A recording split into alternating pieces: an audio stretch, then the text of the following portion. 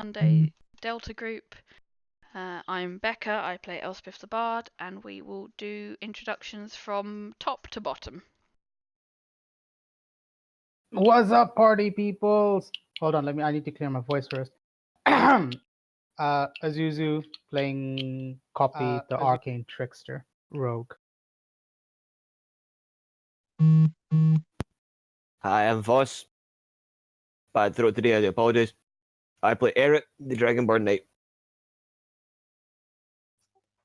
Sam, not playing Toto. Scott.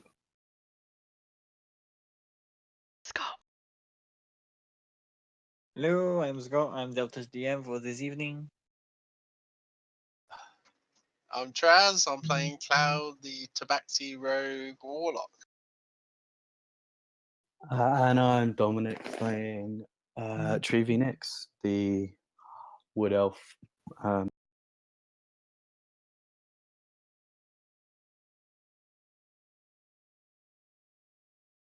that's all of the group tonight, and I believe Sam is doing our recap. Yep, I've got my handy notes. Started the session with a long chat between Toto and Copy about how nobody trusts Copy. Copy kind of needed some help with somebody from her past. Then, while that was going on, Era and Cloud convinced Elspeth to get her ribs fixed. Copy, Toto, Trevi went to see Azzy and got the belongings back that Azzy had. So some money, a diamond, and the earpiece.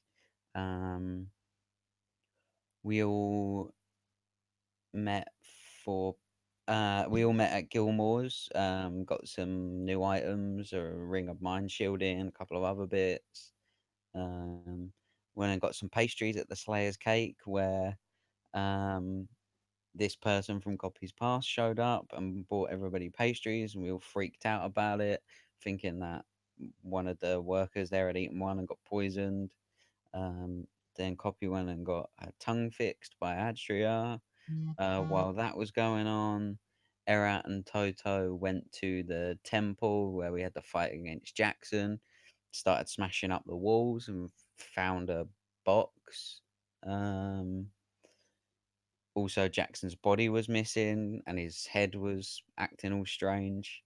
Went back to the heart where Adria got shot in the neck. Copy then flew after it on Toto's giant fly. Elspeth had a panic attack. Copy flew away on the fly after being asked not to, and then Toto left. And I think that's everything.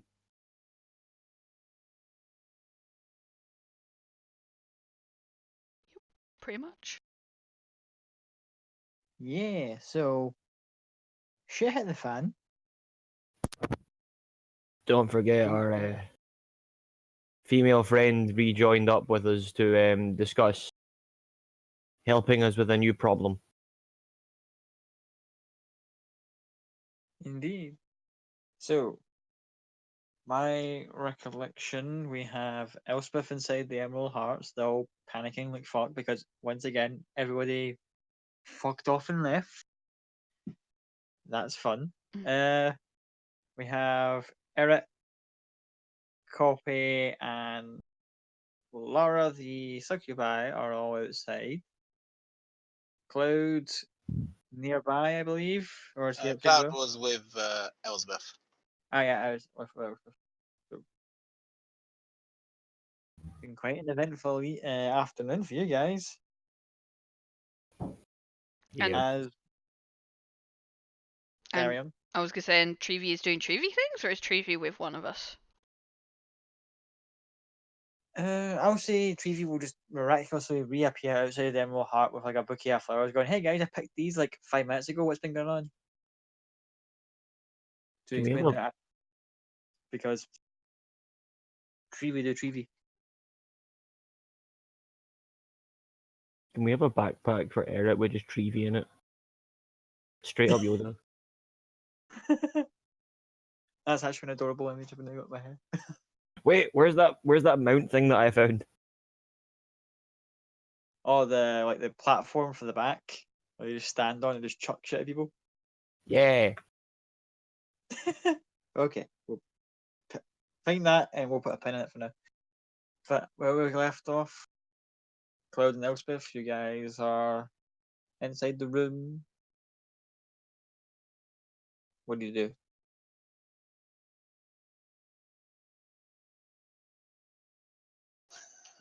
Well, Ellsworth is still freaking out. Cloud is going to sit next to her, take her hands. Just say, he can't hurt you anymore. He's gone from this world. And he will open up it, loosen off one of his braces, and slide off a bracelet and put it in Ellsworth's hand. And it's a bracelet we got from Little Keyleth back in Westrunt. And say, you can't help anybody in this stage. Come back to us.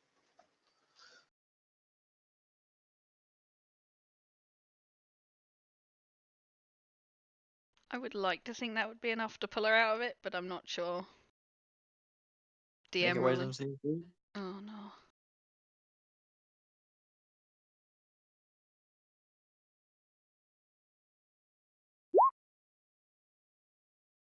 Hey! Unfortunately, you made it. Unfortunately. Mean. Yeah, the sight of the little bracelet and the associations of doing good with it and the others and all that namby-pamby, nicey stuff, you pull yourself out of it. Looking at eyes from Mr. Pussycat himself. Outside, what are the rest of our intrepid adventurers doing whilst Lara's kind of just standing around and awkwardly close to Everett again, just like fingers tracing a couple of wee scales in his armor. I'm just gonna look at her and go, do you mind? And slowly moves away. The last time you did that, I lost several things.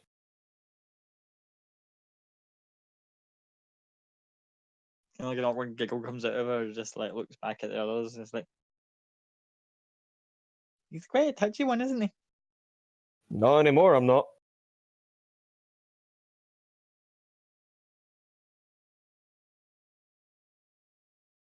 Fuck. I didn't think he was gonna leave. Or at least not now. Elizabeth, I'm gonna say this right now, this is really important. As much as total leaving is a really bad thing right now, we need to put a pin in that, because someone just got shot in the neck. And the person to my right, who keeps awkwardly touching me, knows something. I want to know what they know. And sadly, it's going to cost. I would say us, but I get the feeling it's more me it's going to cost. Just look at her again. It's going to be me it costs, isn't it?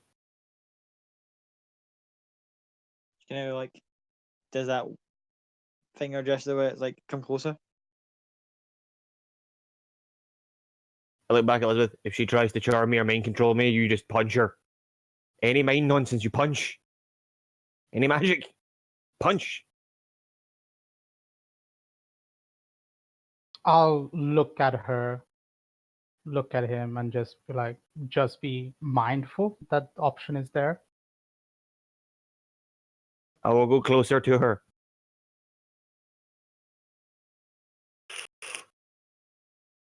You know, he goes, groups are just as fun, by the way. And she gives you a little sly wink, goes, so, where are the others? Hopefully dealing with the aftermath of Aphrodite's nonsense. The others are busy just now. You will deal with me just now. Does Really she thorough. mention Aphrodite by name? Yeah. She mentioned, just blurts the name straight out. And I wouldn't. I think I joined afterwards. No. Mm-hmm. After, yeah. I'll like. Who's Aphrodite? I'm She gonna has, look I at. mean, turn back and kind of that whole sort of like that couple of strands of hair in front of her. She just kind of goes, pulls them up and goes, "Oh, just some demonic cunt. You don't need to worry about the details. Just know the fact that she's in dire need of." And she'll do the whole thing across the neck, going, "Only this time we need to make it more." And she does it slow, going, "Permanently." Just gonna look and go. I think we need to worry about the details. One of our friends just left because the person he cared about got shot in the neck. When that shot to the neck had a note with that name on it, so I would like to know absolutely everything that you do about this subject and nothing else before you think about it. She looks at you kind of half this and goes, "Oh, I could teach you a good many things more interesting." I'll tell you what, if I still like you after we've dealt with this, we might have another evening. But right now, I'm busy. Even the thought of that's just kind of made her go, "Ooh," just clapping her hands with excitement. Goes, "So anyway, first of all, as I says, she's a cunt, grade A, top of her class, succubi like Moa. Mm. Although she hangs around in different circles. Things get a little bit competitive given the fact that you like people in the material plane seem to kind of either, you know, like us but not want to have us around. So whenever a couple of us kind of show up and want the party, it gets a bit competitive. Know what I mean? Somewhat. So she's here now. That's what you're telling us. Well, yeah, she populated one. She was part of a little circle who hang around in a different city, not too far away from here, I believe. It's been a while since I've been in material. Things change a lot. Different cities pop up and go. You know how it is for as long-lived beings. But she apparently, got the pointy end of a arrow. It would seem not too long ago from a certain somebody who I assume is and she'll point off into the distance where Toto flew off. Right, there seems to be something I need help with. I'm just going to shout into the next room and go, Elsbeth, Cloud, please tell me you're done. This woman is talking circles around me about someone that seems to be dealing with your past and somehow attached to this. Wow, way to kill the mood. And she just kind of looks at you like trying to hush you. She's like, they could be in the middle of something. Could you maybe not? Hey, maybe That they'll I mean, remember. Maybe they'll be able to remember their evening.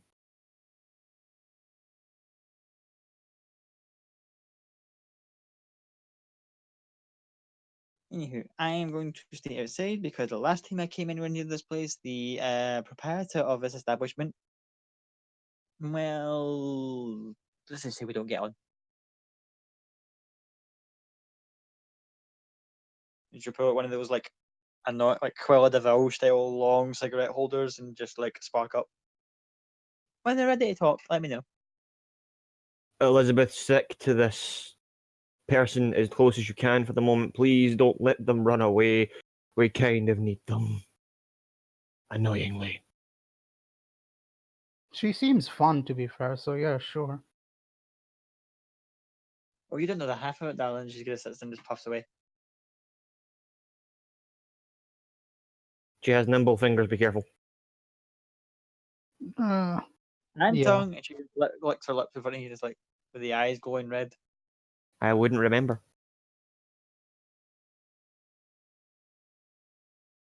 but yes, you can. I guess you can go get them.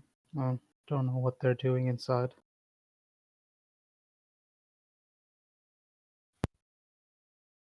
I'm gonna put my hand on the door. No, man. I'm gonna put my hand on the door and go, I really hope you guys are just having a conversation. I'm gonna open the door slowly and poke my head around the door. Door slowly opens. Peek in. Right, so I'm just getting that really weird image of like a big massive dragonborn just peeking his head, going, "Hello." Hello? Is there anyone in the room? Are you decent? I would like to point out it's the wrong door. The door next when you went to have it. This is the cupboard. Just gonna close and go. I seem to have moved away from the correct door. Right, to the correct door. Okay, the door next to it. That's the one you want. There Again. you are. It is the room with Elspeth and Cloud inside. Hello, you two. I think I might have a partial solution to a problem that's just happened.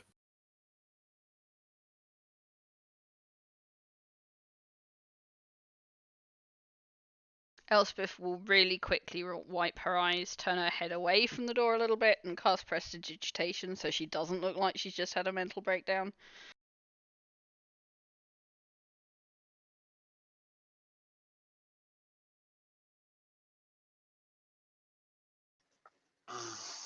And what's that? As Cloud sort of stands up and blocks view between Elizabeth and Eric. I apologize if I'm interrupting anything important. Oh no, nothing important.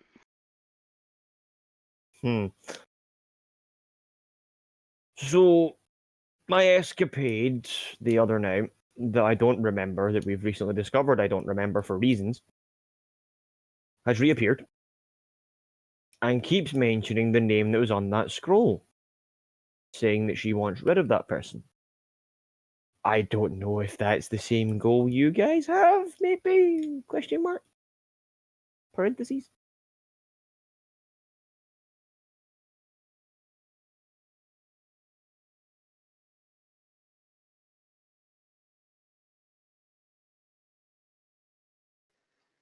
Well, we thought we got rid of her before, but obviously not.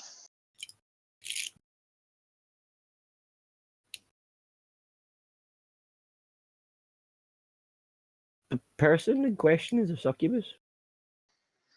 Yes, and previous companion of the group is Married technically her. married to her. Yes. I don't mean Aphrodite, I mean the person giving us the deal. Oh great. Two of them. Good.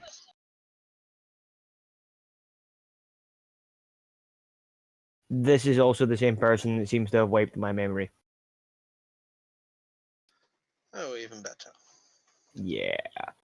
However, they might be the lesser of two evils at this point. I don't know if there is such a thing when it comes to succubi, but oh well.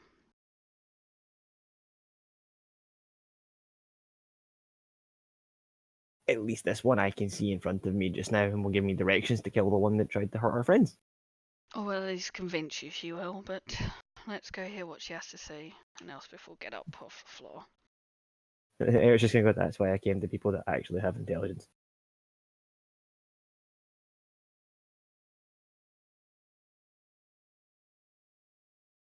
I'm sure you were doing fine. Memory wiped. Not doing fine. I'll swap you. How about you get your memories back and you take mine away? How does that sound? And she'll walk past you.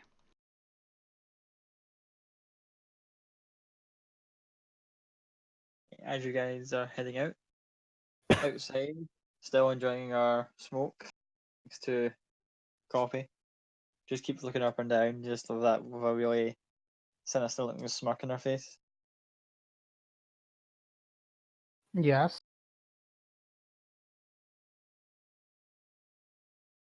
Doesn't say anything, just keeps puffing away and just keeps eyeing you up and down. And she's in her succubus form, or is she like in her in her human form? In her, we'll call it casual form, she, or more inconspicuous form, she's more of a, she can have an elven appearance. Blonde hair done up in a big fancy braid, low cut top, just kind of just And I fairly would, tan skinned, sorry, kind of just standing there, just like, again, every once in a while takes a particular puff, just goes in your face. and would I, in my studies, or would I have in my adventures known what a succubus is? Make me a religious check.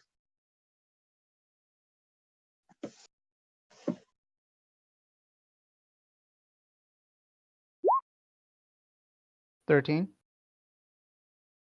Given the particular upbringing that you had, in the context it was probably taught, you probably only heard like stories of these things being tempters and those who prey on mortal desires and all that kind of flamboyant history. Nothing concrete, practical wise. They were for other people to kind of deal with.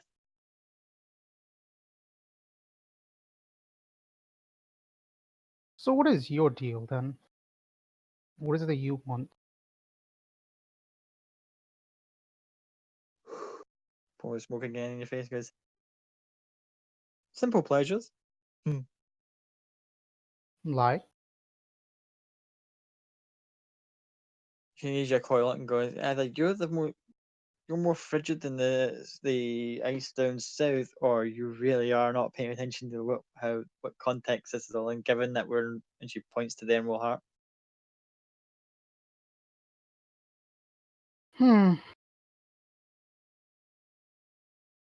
I'm Must have dealing been. with it. Sorry, I cut you off.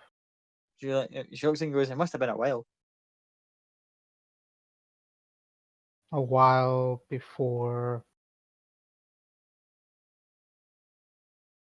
Okay, maybe a lot longer than I thought. And she kind of just raises the eyebrow and goes, you gotta admit though, the shape changing part could be quite fun though. Really? Never thought of it at least once? Then she'll just see Elspeth come out and go, anywho, time for conversation. Business. Should put the cigarette thing away. Brush past copy. Is that heading towards the rest of the group that as they're approaching?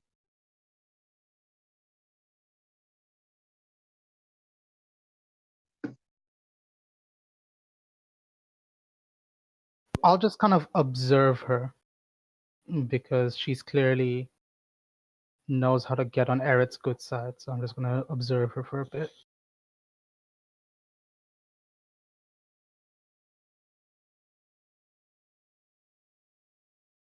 Eric's going to pipe up first. He's going to turn and go, before we discuss anything about current matters, I have a quick question that's popped into my head that I would really like your answer on. Why did our eyelashes at you and goes, and that would be why did you help me? What was in it for you?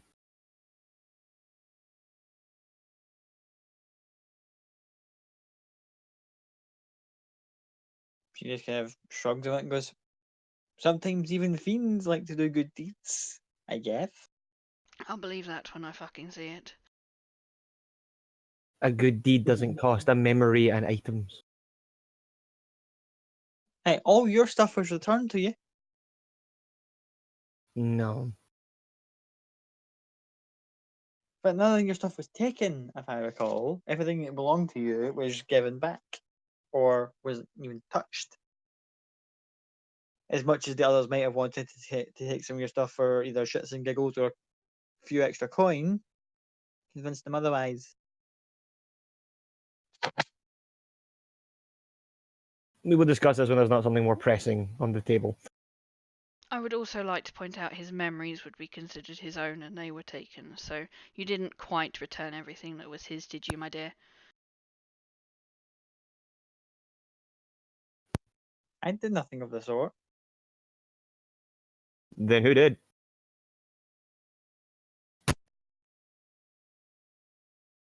That point, a very sly smile appears and goes, that would be telling.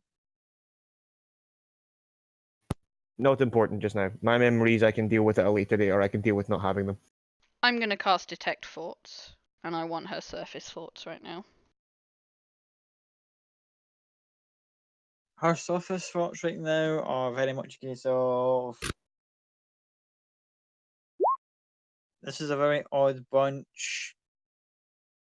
Damn that Dragon Ball is fine, and I cannot wait to possibly end this miserable other fiendy bitch that would be Aphrodite. Just like, imagine she's got like a little voodoo doll on the back of her head of Aphrodite just getting like poked with a stick. Cool. That's her surface right there.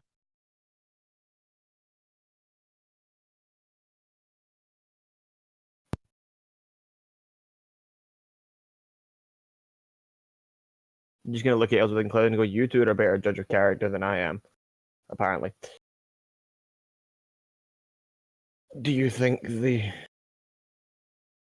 whatever they want might outweigh what we need?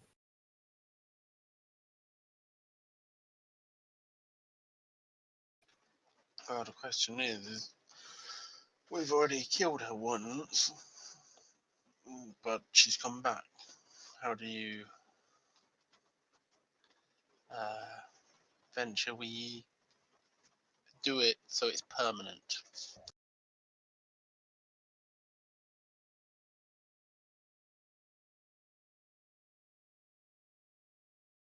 Just gonna look at the succubus at this point and go,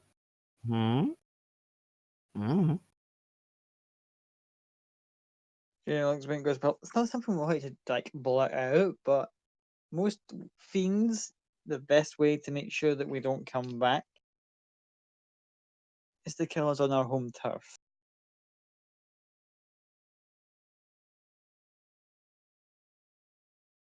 So that might need a little tiny side trip for you guys once you deal with Aphrodite or someone else deal with her. Go find her back in her home plane and there's the whole over top gesture of like take the head off. What is her home plane? Or where is her rather? Well, she's part of obviously fiend, so she comes from one of the lower planes. I recall she comes from Tartarus, but I would have to double check just in case. Don't want to send you off to some other like God's forsaken place beyond the Divine Gate and all that.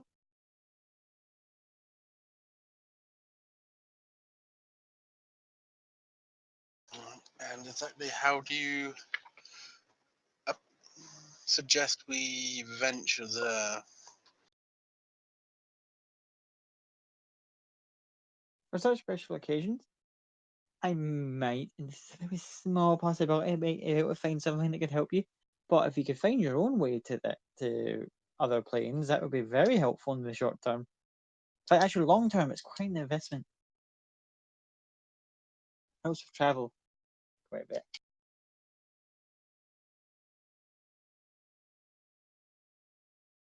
But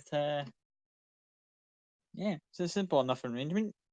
Either she dies here and gets sent back home, or she's already at home for whatever reason, and you guys cave her skull in permanently this time. Or however it was you killed it. I only heard rumours. I'm And actually with it. Witness. so what exactly are you adding to this deal? Because by the sounds of it, we could do this by ourselves.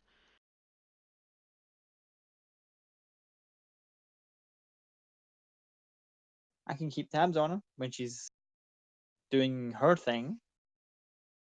Relay Can do. information of when it suits. big question. You keep saying you don't like her, and that she's this, that, and the next thing. What is in this arrangement for you? Just the removal of competition, or is there something else? We'll go with competition. That seems like a good enough reason. No, not for me. It's not. Do you know what? Fuck it.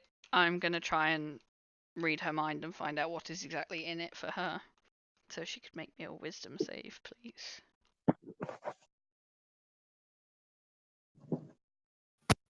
I'm. Elspeth is done playing games with shitheads. Then she's traveling with the wrong group of people. I forgot where my books are. Give me one moment.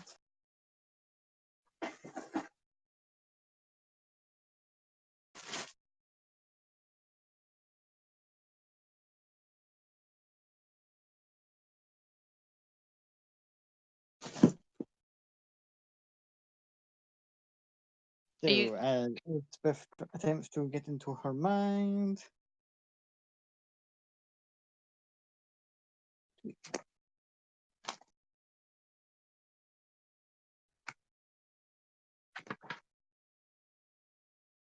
I don't know if you're going with normal stats of Succubus, but I've pulled them up if you want me to link them to you. I didn't know if that'd be quicker for you.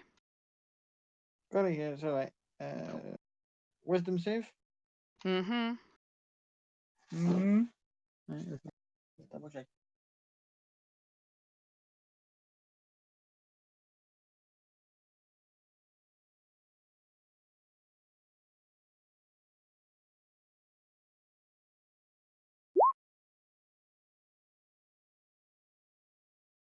Yep, saves.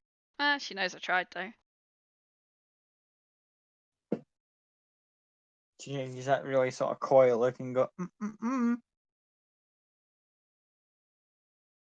Oh, what? You're allowed to invade people's heads, but I'm not. I don't think that's how this works. You keep saying it as if I'm the one that was doing a bit of the old scrambling up here. And she Well, kind of until like, you prove otherwise, I will go by what I know, and that is that he remembers beginning the night with you and doesn't remember the night from there on in. So, in my book, that makes you the culprit, even if you did not do it, because you fucking started it.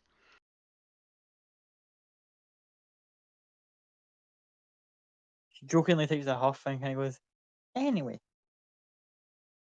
So, we have a mutual adversary.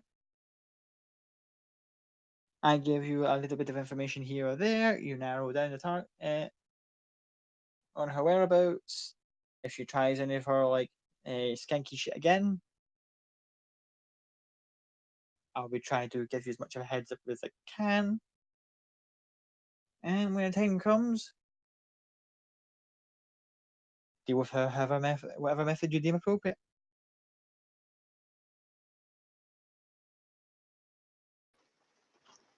And could you get us access to wherever her home plane is?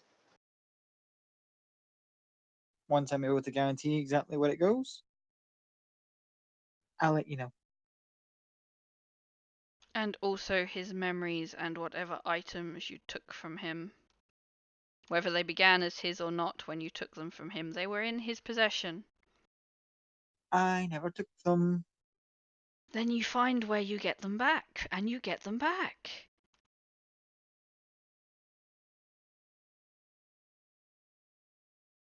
Make a persuasion check. Come on, you're a bard. This is your turf. Come on. Can I help?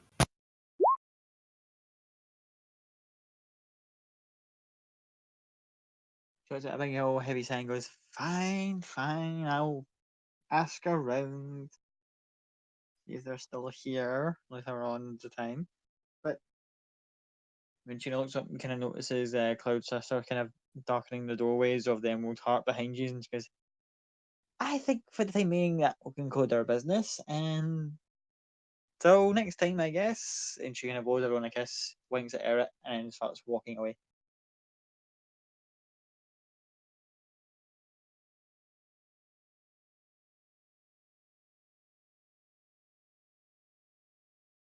I do not understand why brothels hire those types.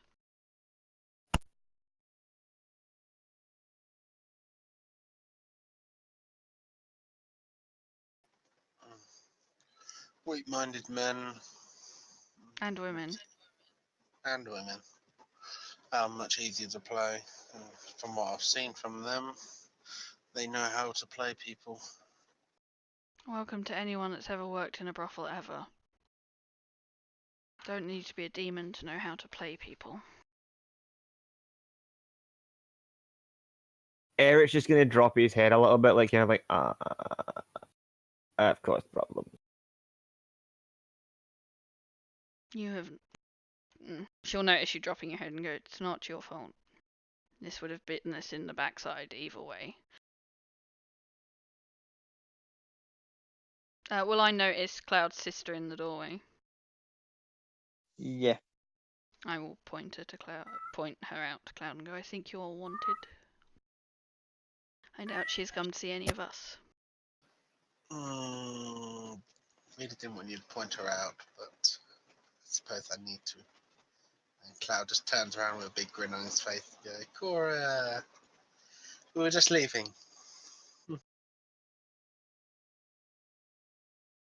There's that whole sort of raised eyebrow. Really, brother?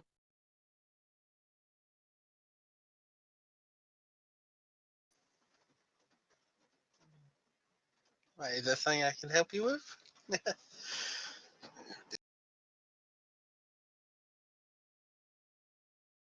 She kind of does that whole sort of like slowly opens the door and goes, "My office. Before you leave."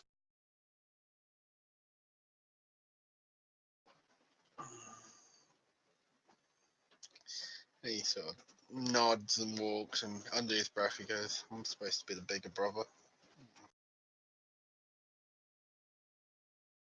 My spell is still running. Can I get surface thoughts of Cloud and Cora? Okay, what's clouds first of all, Traz? They're doing Uh, the damage. Surface thoughts will be um, there'll be some worry and scared towards Elizabeth,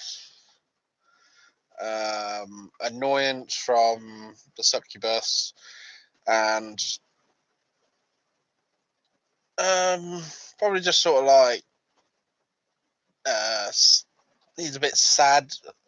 He's brought trouble to his sister's doorstep type thing.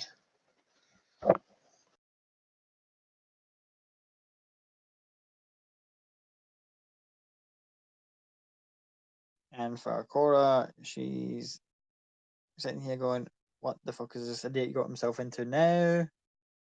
That better not have been who I thought it was that's walking away right now. If so, bitch didn't even say hi." And third of all, whatever this deal he's about to be offered better be worth it and not bring more trouble to my door, just as she's about to close the door with Cloud walking in. Cool.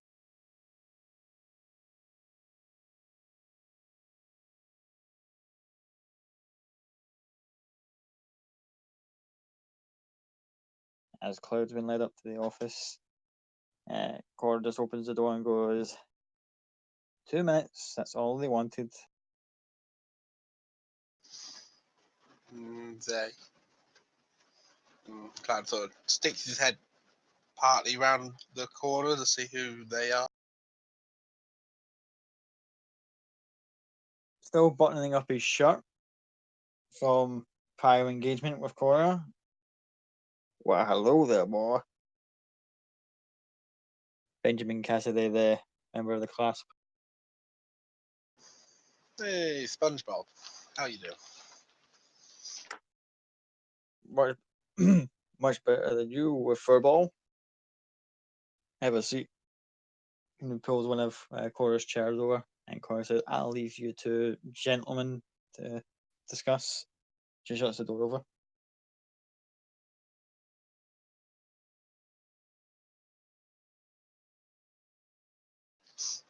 Oh, takes a seat. So, what can I help you with? For what I understand, boy, you know about the prior business that we cross paths on, involving and he'll do the whole like finger gun gesture, just like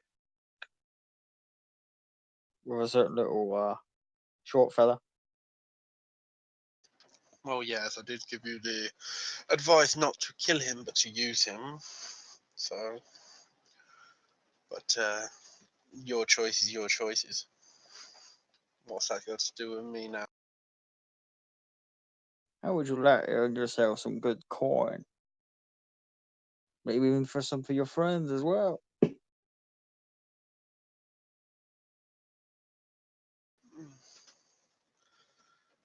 Uh, Depends on what you're asking. Well, Shortass had already signed off on a large shipment of those firearms getting handed over to the Myriad on a ship intended to get to Wildmount in the near future. He kind of just leans over the table. As he leans over, you can see like the hickey marks on his neck from the night before. You can only assume where those came from. I think you could probably guess what we're implying here, boy. That shipment doesn't make it to Whale Mount. Something you could handle?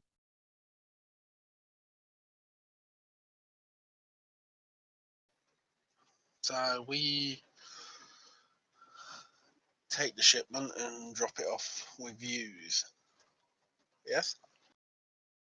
All the better. If you can't turn the ship around and get it to somewhere where we can pick it up, sink it. Get the ship back to us with the shipment still intact. Gold will pour upon you like rain, but So lots of cash if we bring it back to you. If we sink it, what we're looking at. a smaller percent. You do them more of a hurting than you would to us profit, but success is success.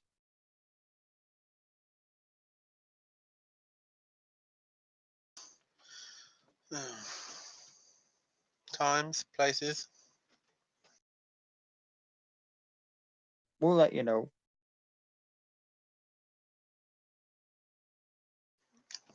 Just want to make Oh, sure that if you're eager or not. distraction would probably be good, I think. Though we do have other issues that are a bit more pressing, so depending on timing, might work. But we are, from the looks of it, taking a bit of a trip away. Hopefully not long, but you know how travel can be. That do, boy.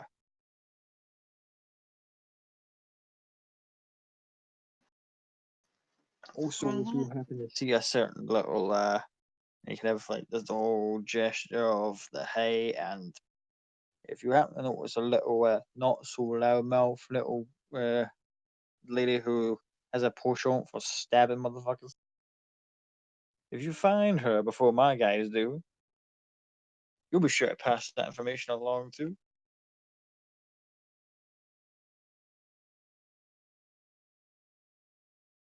You know the one I'm on about. And Cloud sort of just waves his hands across his face and turns into Elizabeth. Stands back, crosses arm, goes, "Bingo, my boy." I was curious why she started being a bit more quieter after the party.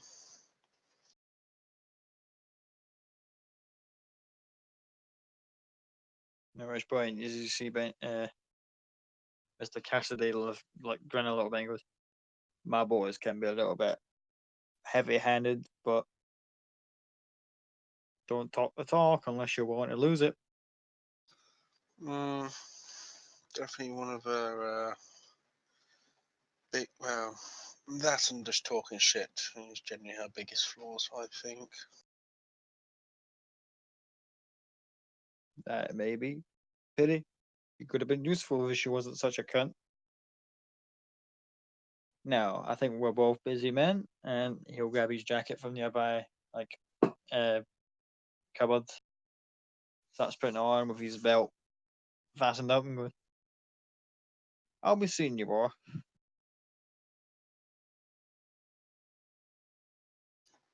Not if I see you first. And he winks and just heads out as well.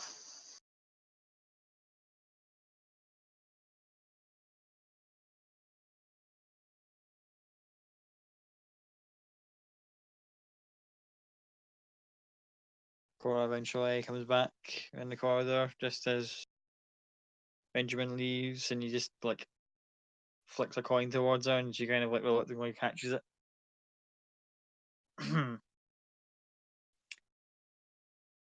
All well and good, brother. Yes, and you.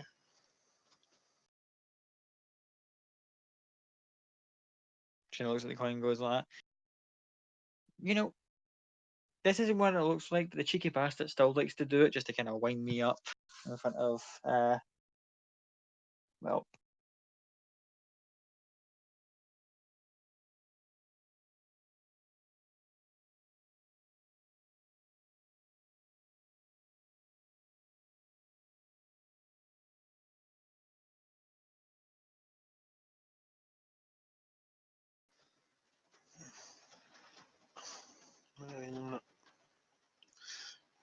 if there's any problems, just to contact me.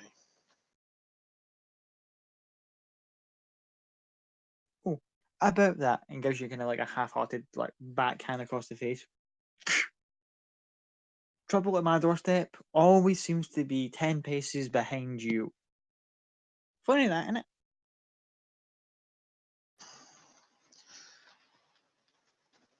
Well, not all of us went straight and narrow, you know that. Though most of us did.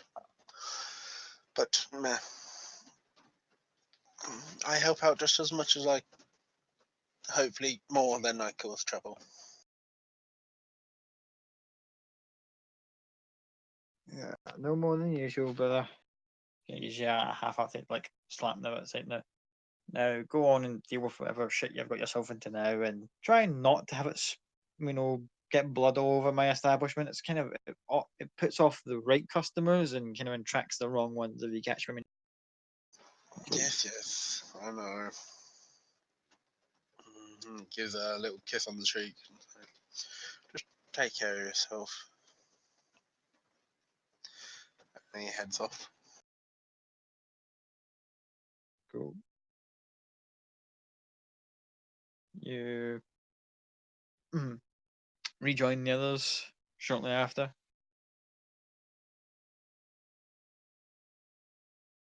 A couple of the others noticed as you were inside that there was a couple of city guard rushing down like a couple of streets away to the site where Copy's aware of, but not sure the others are exactly clued up as to what's going on. But it's roughly the location where Jafar's body was left.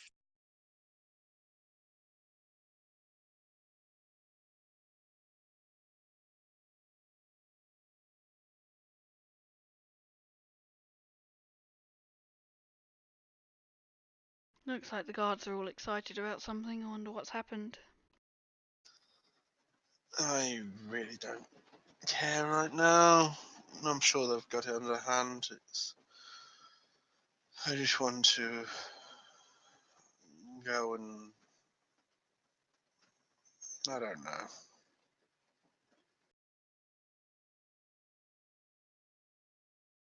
Did you let your sister know that we dealt with the gentleman that was killing her girls? No, but knowing her, I'm pretty sure she'll work it out quicker than most.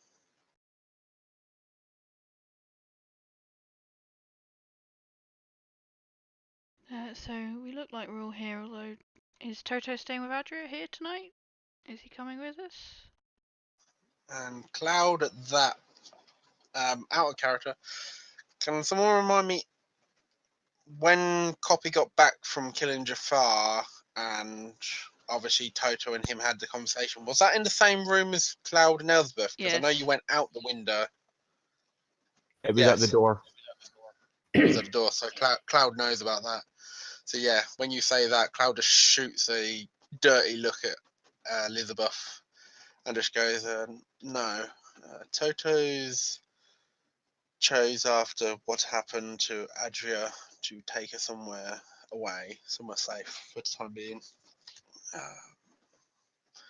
He will return when, hopefully in due course, unless we are sorted and to go meet him." Pardon me?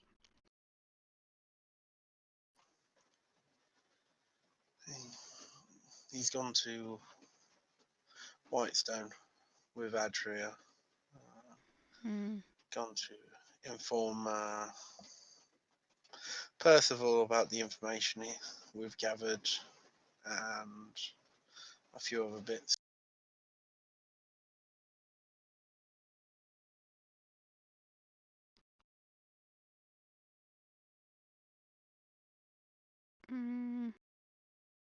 Is that really wise, considering he has a target on his back?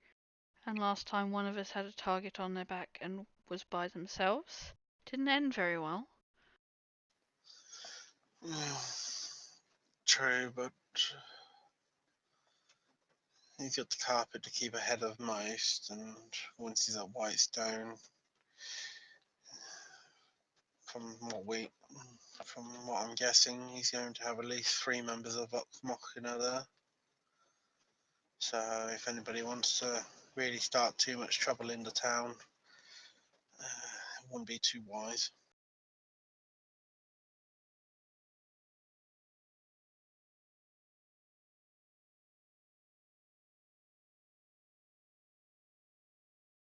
I guess so.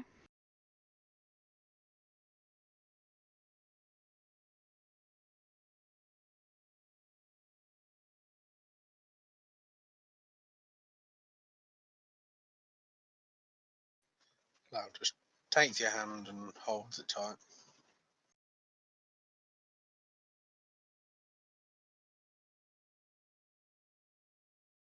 So, where are we all off to then?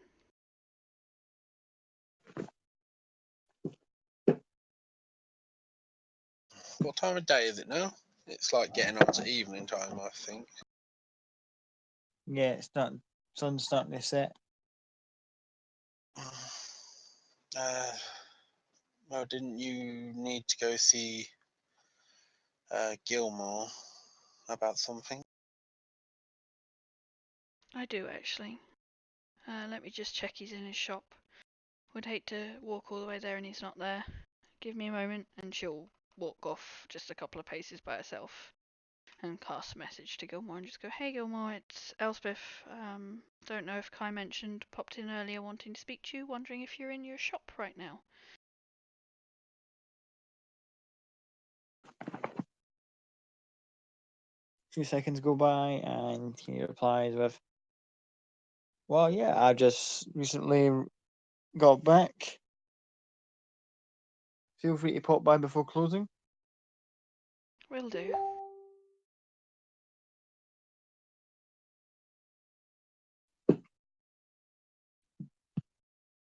And I will walk back to school and goes, "Well, he's there, so I know my destination."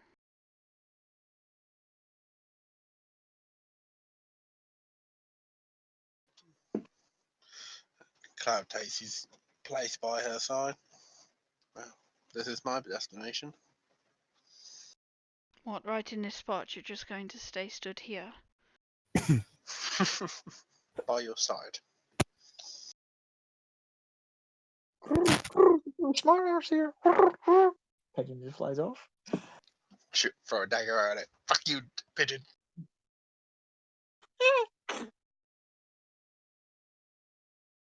Would everyone else like to come along, or you all got somewhere else to be? I'd It's love just to come gonna. along. Oh, when you go, Trivy.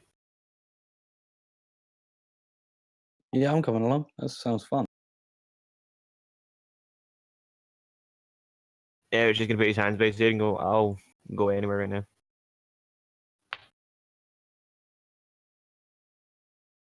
I'll tag along as well. There's a couple of things I need to deal with, but I guess safety in numbers, that's what Toto used to say. Do not talk about him as if he's dead, please. He's not dead, but I think it's a good decision he decided to leave the city. I did tell him that. So it was your idea for him to be by himself then? Not Noted. by himself, but I did ask him to leave the city because it was unsafe for everyone. Whether you choose to believe me or not, that's up.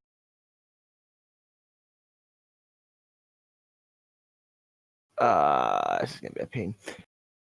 Eric's going to lose his temper a little bit and raise his voice. He's going to turn around to Elizabeth and go, "Why is it not safe, Elizabeth? Why are the problems starting? Why is Toto left? Why are all these things happening now? Explain this all to me, because, in the last 24 hours, it's all gone horribly wrong. And it's the first time you've been able to talk to us. And all of today, we've been running away from a man in a cloak and some croissants. Okay? So tell me now, before I really lose my temper, why it was safer for Toto not to be in the city. Why are none of us safe here?" Even if I told you, you wouldn't believe me. And that's what I told Toto. You won't Try believe me. me. I My wouldn't. old mentor is back in town. I don't know what he's capable of. I thought I killed him. Clearly I didn't. He's probably after me. So in the last 5 days, give or take, we have had 3 people now who have apparently been dead that aren't dead. One, we had a man that was supposed to be murdered in a jail who didn't die, who we Pardon? finally managed to kill. At this point, Eric's just ranting. 2, we have successfully found out that a succubus that everyone thought was dead isn't dead, and you're now saying your mentor who was dead isn't dead. So at this point, I'm not surprised. I'm not concerned about how strong they are. I just need to know, particularly, whether or not they are as much of a threat as you make them out to be, or if they are something that we'd be better able to equip to deal with if you told us in person. I don't know what more you want me to tell you. I've told you everything. The more you know, the more dangerous it becomes. The less I And know, and I think the last one is probably my fault. I let the less. a personal weakness probably made me hesitate. So probably the noose wasn't tied on as hard as it should be. Right now, your That's personal weakness is trying to keep secrets from a group that's trying to help. That's your personal weakness. And I get what the help? strangest. What What help? help? None of them like me. They all want me dead. I'm hanging around because I made a promise to someone. Once that's fulfilled, I can leave. I do not think any single one of us wants you dead, but we can't help if you don't input. The second anything happens with you, you fuck off. You've watched what happens when people in this group are by themselves. And yet you still choose to run away and come back and say, we don't want to help you. Are you kidding?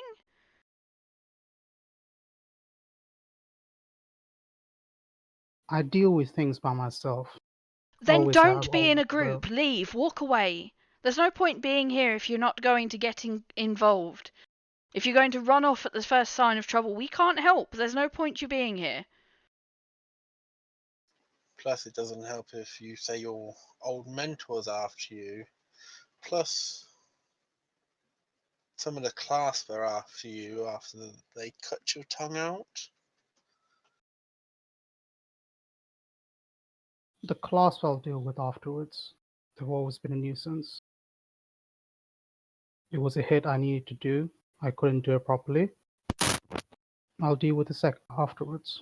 Well, that sounds like 2 things you've not been able to do properly, so what makes you think you'll be able to do them properly the second time without help? Because so far you thought you'd killed your mentor and you haven't, and you didn't successfully kill a target.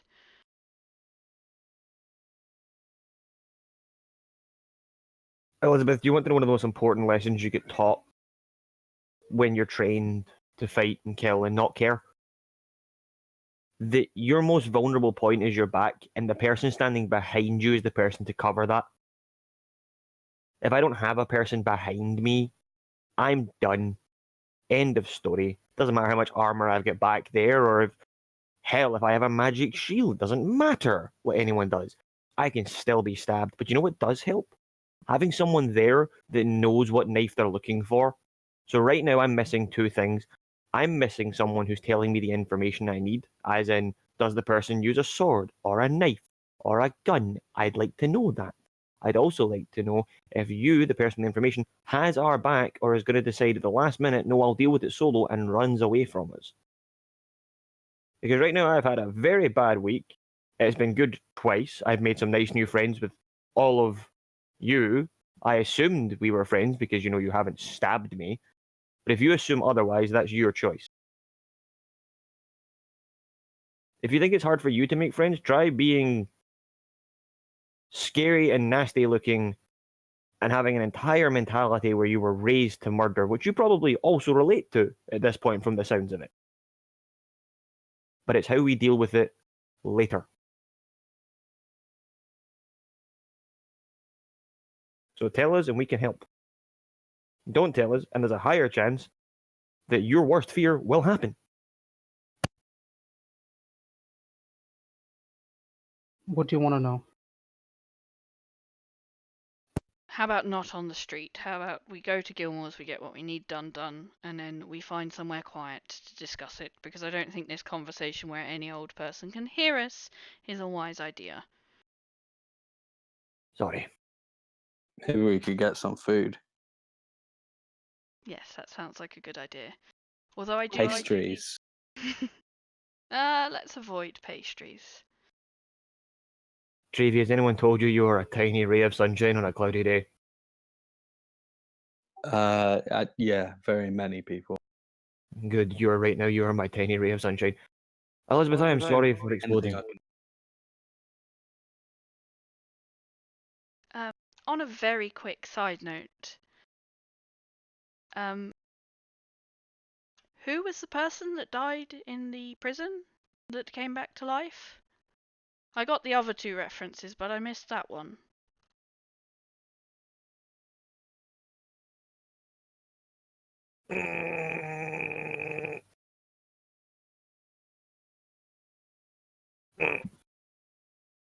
You know that thing, that tropey kind of like visual cue when anime characters get caught out saying something that they know that they shouldn't have said out loud?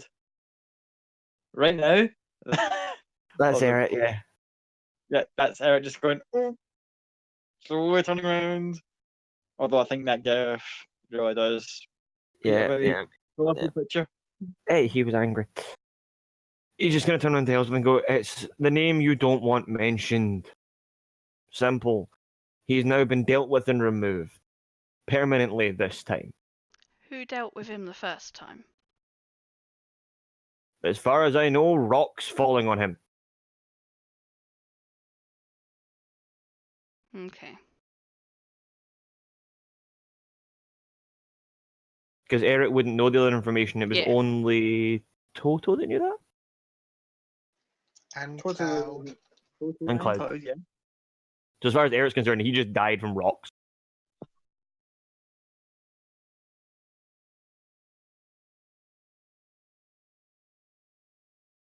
But I would quite like to go to Gilmore's, and again, I'm very, very sorry for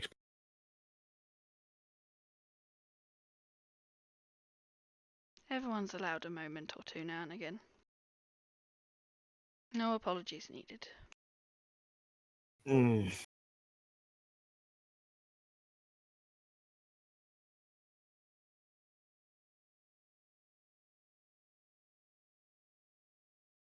Elizabeth, you can tell us what we need to know later, okay?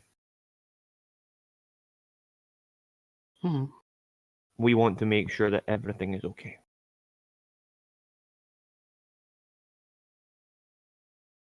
To Gilmore's!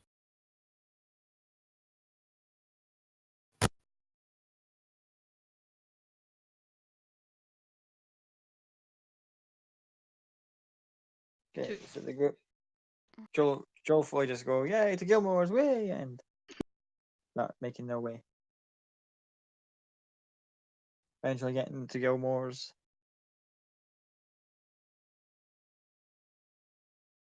The major image projection thing that's been set up in the shop has a little sign next to it saying out of order. The door leading to the shop has still got the open sign on. I will walk in. You go in, you see Kai working on something, and he kind of just like shouts to the back, Mr. Gilmore. And of course, his fabulousness comes in. Well, hello everyone. I hear you were all looking for me this afternoon. Magic Man!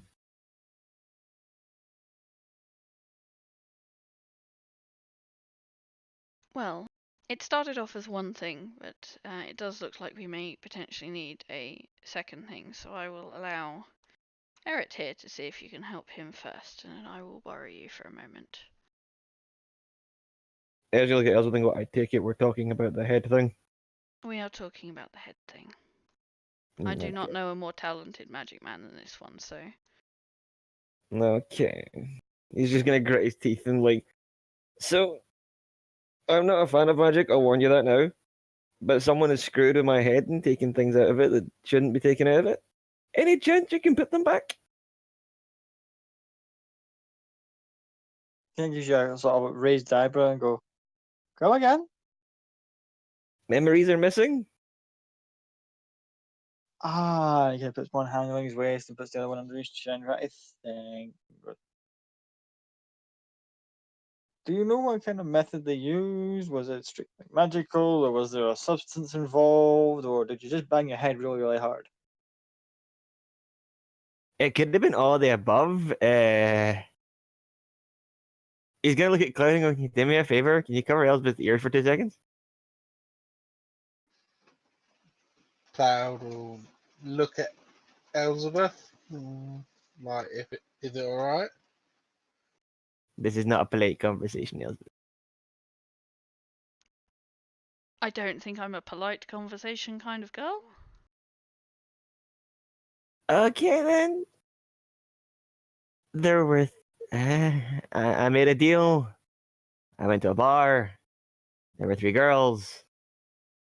The bar is missing a room, so it could have been any of all three. The missing room part, he just starts to kind of go, "Oh, it's one of those kind of stories." And he kind of sits in a chair and goes, "Carry on," for like a little mug of tea, just like. I would give you all the details in your if I had them. We had a cleric do detect magic, and she detected the loss of, I believe, modify memory.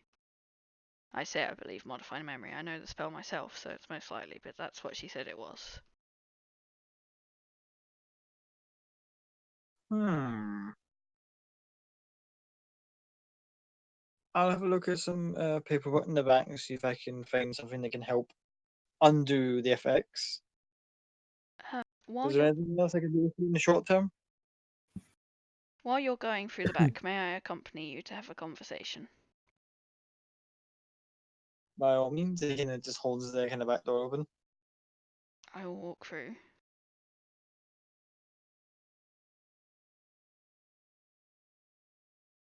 Sure. It's just Gilmore and Elspeth in the back.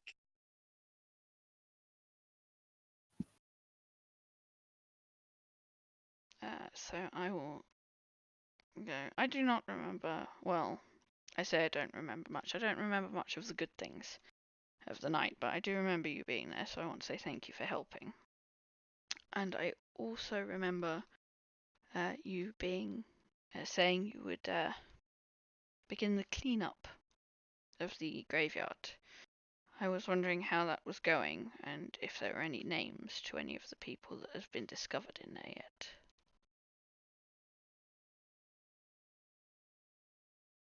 Well, about that, darling, I got called away in a very urgent matter. There was some, I should say, old friends who required some input. I haven't had a chance to speak to the local authority about. He just looks at you and goes,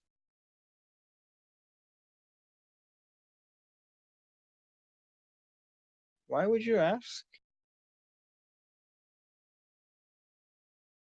It's only been like less than a day. It's a pretty remote area. I don't see anyone tampering with any of the bodies, and if it would be a simple matter of just going back and double checking the area just to see if there's any." There has been no one making a fuss about the people that are buried there. If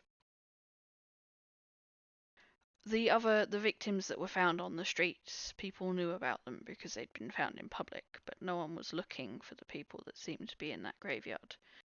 So when you've spoken to them and they've gathered everyone and there's a list of names, I would like it because no one cares about them, but they should be remembered, so I want to do that. I want to remember them. Because no one else seems like they will, because no one's fighting for them.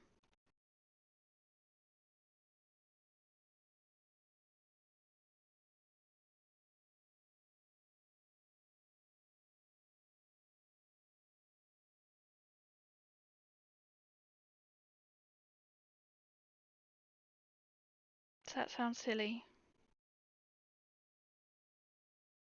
He just takes his armor and he goes, "Not at all, my dear. I completely understand, and it's a very noble effort.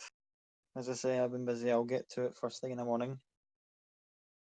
No rush. There was another slightly more magical favour I was hoping that I would be able to ask of you. I believe, as far as I'm aware, that you know how to use a teleportation circle.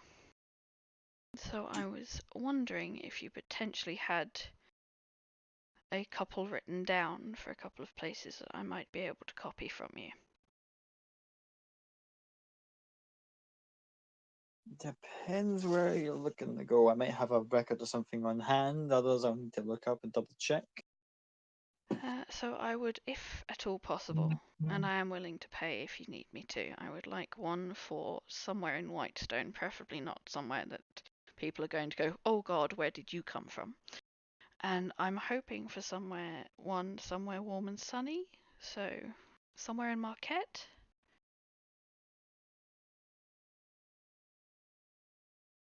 Well, just so happens I had to pop to Whitestone not too long ago, so I have that one readily on hand.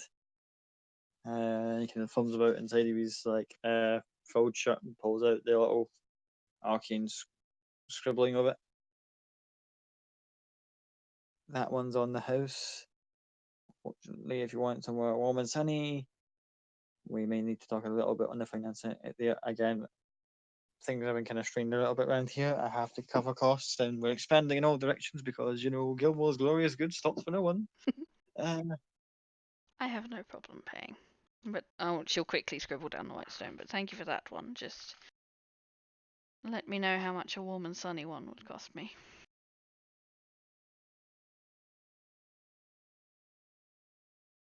Will do. Anything else before we attend to your friends? No, that is me. Thank you.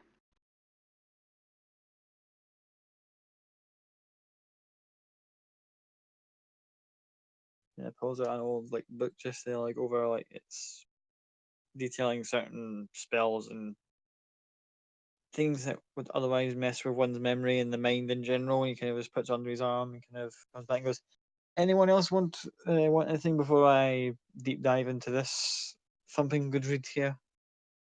Try and figure out what is wrong with our Dragonborn friend." Oh yeah. Cloud will nudge Eric and just gesture to the bag of bricks I think he's still carrying around.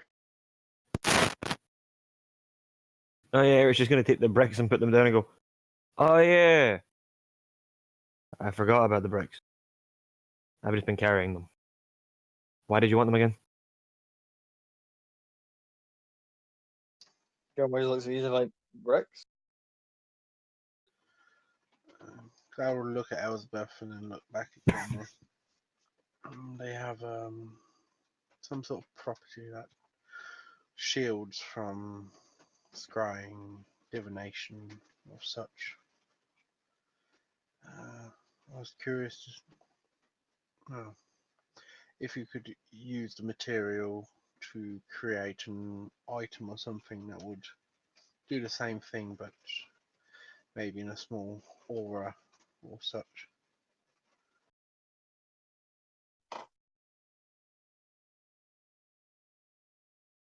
Gilmore's about to open his mouth to say something when you see Kai kind of reach over and pick up one of the bricks, looks at it with one of those little almost jeweler's magnifying eyepieces, and goes, "This would be Medusa blood and a couple of other ingredients to create a barrier against divination magic. Uh, Such effects are quite rare. Seeing the bricks on the table, and obviously Cloud looking at me when he describes them, would I have an impression of where they're from? Make an insight check.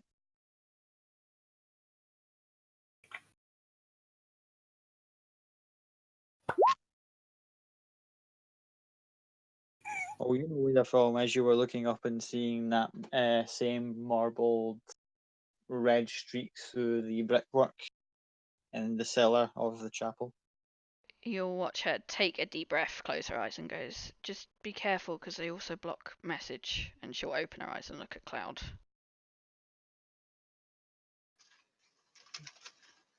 Clara will nod and just sort of shrug his shoulders and look at Gilmore. I know I'm not exactly magically studied, but is it possible to adjust it so it could work one way for others to stop others from looking at us, but for us to be able to at least communicate? I'm not exactly sure how far you can push this sort of material, how far your abilities span, or if it's even possible.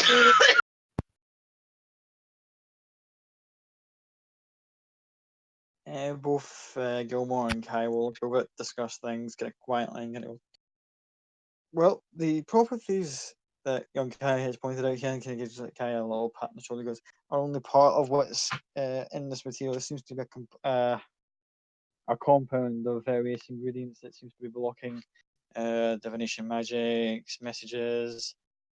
It's very sophisticated, and it's actually quite alarming. The implications of a certain material in a particular place, that would mean that no one can get messages in or out or see in and out of whatever's in here. Good for privacy, though the implications of just how much security you would need and what you would be doing to require such things is, well, You were in the building they were yeah. being used. Yeah, I know. That's the more we think about that, the more unsettling the idea becomes. But as for preventing people seeing you from a distance, I actually believe Lady Vixalia has something similar to that, or at least was giving something similar to that not long, a while ago by who again? I can't remember the particular right now. It's been a long day. Just pulls the hair back in that sort of like overly flamboyant sort of like "cause you're worth it" kind of way that he does, and thinks, but if a similar ring comes in my position, I think I might have. Maybe I'll need to go and maybe contact one of my other outlets and see if they have it. But something that can prevent divination could easily be sourced. It's been a little bit trying time, like with the latest expansion I've had, plus all the troubles going on with various cities. But it's something I can put on my order list for you all. That'd be great. Seems like we're getting a bit of a shopping list going on. You have, yeah. This is, And if someone would get to work on that bloody cloak, he kind of kicks Kai's chair just gently. He's like, "It's a very delicate process, Gilmore. You should." And he goes, I know. I'm just kidding." Ruffles his hair a little bit. He's almost finished it. It helps that you brought him a pretty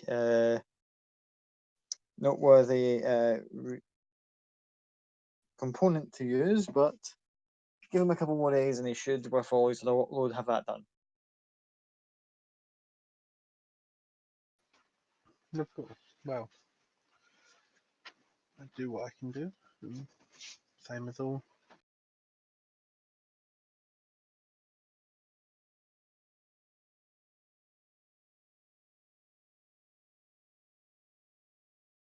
Anyone else?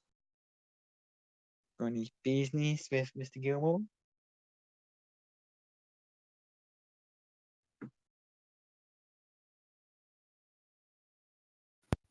Nope, all my business is dealt with.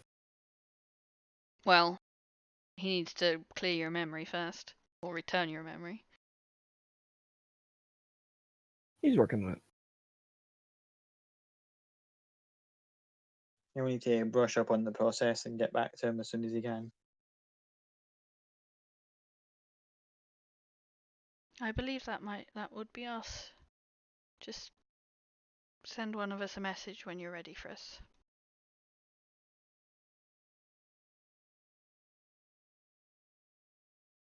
Will do.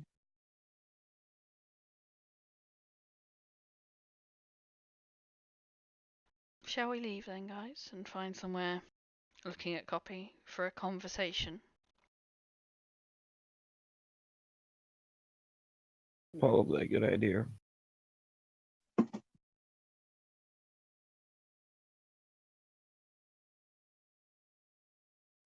All good here. Where were we thinking?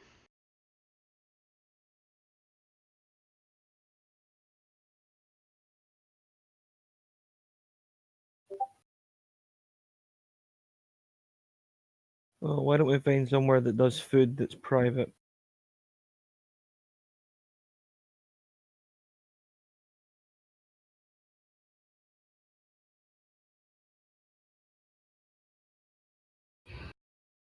To be honest, it doesn't really make a difference. If he wants to listen in, he'll listen in. It's not about him, it's about everyone else. No one else needs to know our troubles. Would I know somewhere in the city that is very quiet but does food that isn't the Slayer's Cake? Yeah, you would know a couple little quiet spots dotted about the place. You'd pretty much have the pick of the litter. I'll give them a couple of options, and then when they've picked one, I will lead them to it.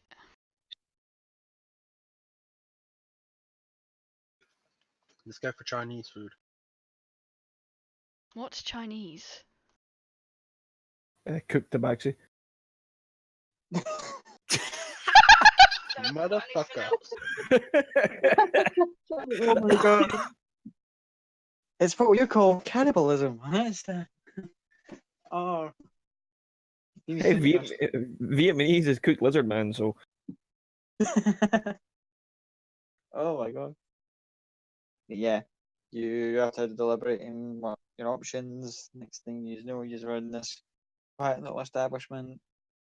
You can smell the food from like half the street away. Arrive. They have tables in a little private room that they say, you know what, if you pay 5 gold, the private room's yours. You get some nice food, a couple rounds of drinks, maybe some other odds and ends we can sort out for you if you're looking for somewhere quiet, out the way, and conspicuous. Yeah, Cloud will pay the 5 gold for that. Thank you. If you wish to have one of the servers personally come over to you, just shout one of them over and they'll attend to your needs. Otherwise, that door, and she'll point to the double doors leading to the private room and says, those doors do not open unless there's either an emergency or you guys open. Sounds perfect, thank you. Errol just nod his head.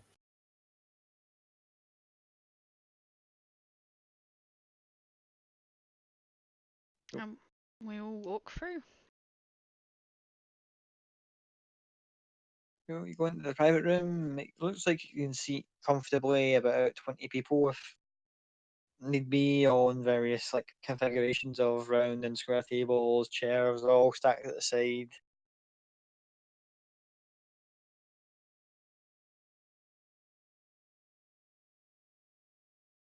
Very rustic looking. So it's I'll go to the side and I'll take off enough chairs for everyone to sit down.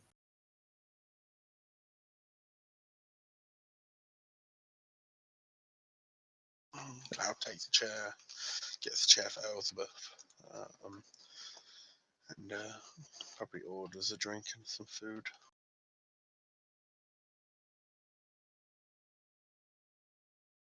So, sandwich platter and a couple of like basic refreshments are all brought through. Sat down and say if you need anything, they'll kind of point to a little bell, call for one of us, and then ring the bell twice. Did you say there was only like one door into this room, or was there like multiple doors and everything? It's a double door. One door. But there's only one set. Yeah, one Okay. door is just double. I'll kind of position myself in a way that I can actually keep an eye on the door constantly.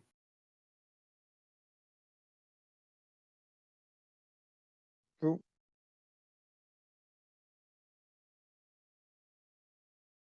So what do you want to know? I told Elspeth most of it in my letter to her. What letter to me? You didn't get a letter? I did not get a letter. Hmm. Who did you ask to deliver said letter? It's irrelevant now. Fuck. He knows a lot more than he needs to.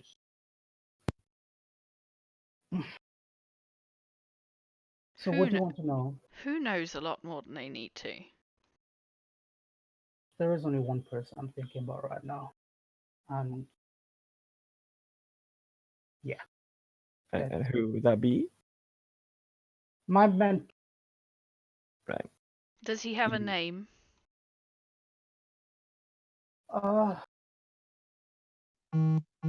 Yes, I've not really said it for a while.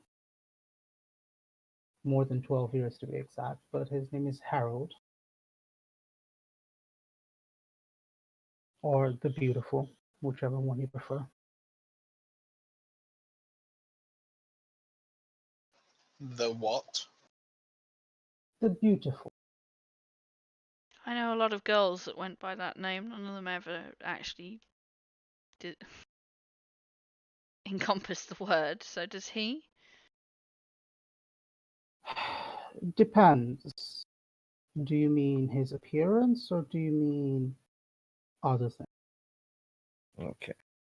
Because appearance-wise, he is your normal man. It was his act that got him that name. Okay.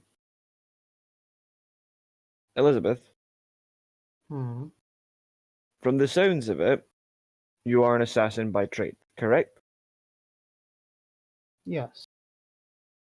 When you're given a target, the information you are given on the target is usually things such as location, occupation, gender, basic description, all of the above, correct? Yes. Give us the same information.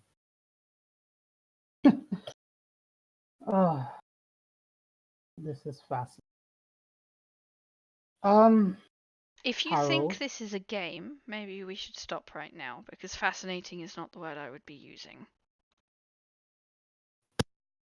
it's fascinating that I'm having to explain everything I do, but no one else has explained everything else to me. But nevertheless, Okay, hang on. If that's what we want, we'll start. If we want to do if you want the friendship circle, which I'm happy to do because I actually happen to like you people.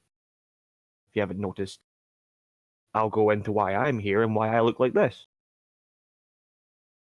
It's very, very simple. I got drafted into the military very young. I got trained in the military. I learned very quickly I'm terrible with a sword and shield, even worse with a spear, and dear God, don't give me a bow. So they gave me a very large weapon I can't miss with. I went on several missions, done several things I'm not proud of, until one day they sent me into a village full of women and children and told me this village is to be clean of life in the next hour. Guess what I didn't want to do? Me and my entire squadron didn't want to do that. So our leaders, our captains, all decided, a great plan. Let's get every mage we've got to just bombard the area. I lost half of my face and any redeeming quality I had for that military trying to get every woman and child and elderly person out of that town. Hence why I look like this. Hence why I'm trying to redeem a little part of a soul I believe I have left. If you want to redeem any quality of yourself, you have to fix the past that you've created. Your past is currently coming back to bite you. And by extension, us. Because we happen to care what happens to you. Well, at least I do at this point. But if you don't help us help you, it's not going to end that way.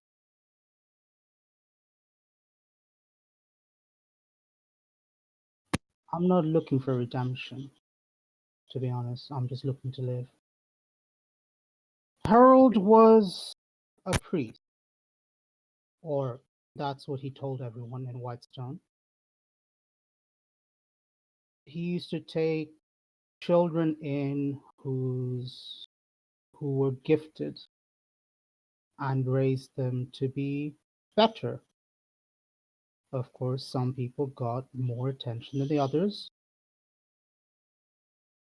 and they were trained to be better.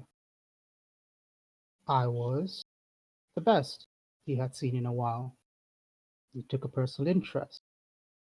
He trained me himself. So I learned everything from him, and he trained me to be better than him. I started killing when I was, when did I first kill? That's an interesting question. Was I 3 or was I 5? I think probably 5. Let's go with the safe number. And there was a part of me that enjoyed it. So I learned how to do it differently. How to act the fool so they don't take you seriously so you can kill them. How to act flirtatious so they don't take you seriously to kill them. How to poison them, how to become friendly with them, how to gain their trust before you put a dagger between their throat. I did it for years, many, many years. Didn't have friends, didn't have partners, didn't have companions. I worked directly with him, I worked directly for him, and I called him father. I was the only one who ever did. No one had before. When I turned 18, he gave me a mission. He said, if you can succeed on this mission, then you can surpass me. You can take my position. He was an old man. He was looking to retire. So I took it, you know. It was easy. I followed the marks, shadowed them, learned about them, and I killed them. I took a pendant, but something changed, and I left.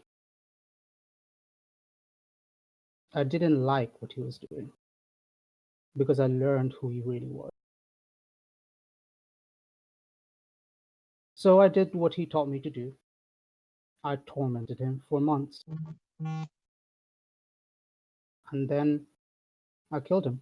Well, I didn't kill him. He killed himself.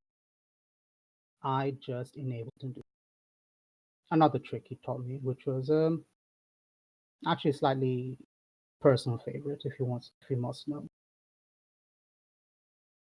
And then I started exploring, tried to wander. So, yes, there is a reason I hate Whitestone. There is a reason I want Lord and Lady Durolo dead.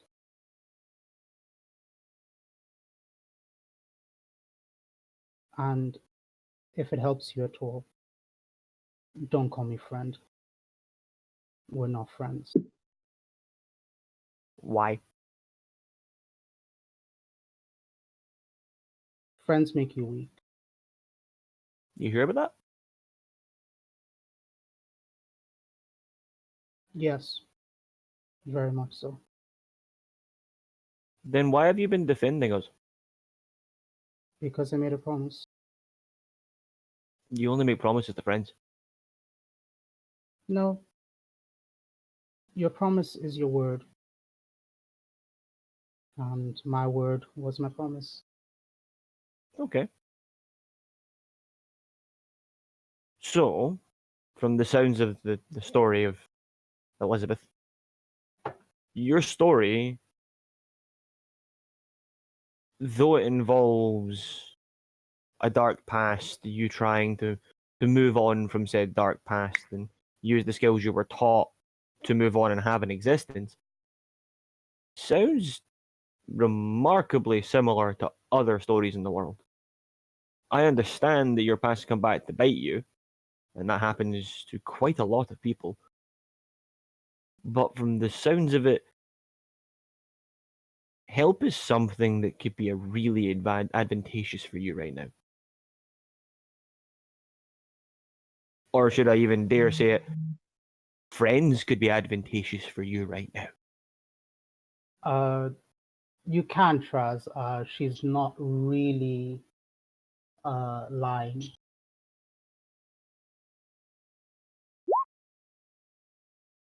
Um, what do you want me to roll, Scott? Well, it depends. Are you lying? No. And persuasion will have the real thing for telling the truth.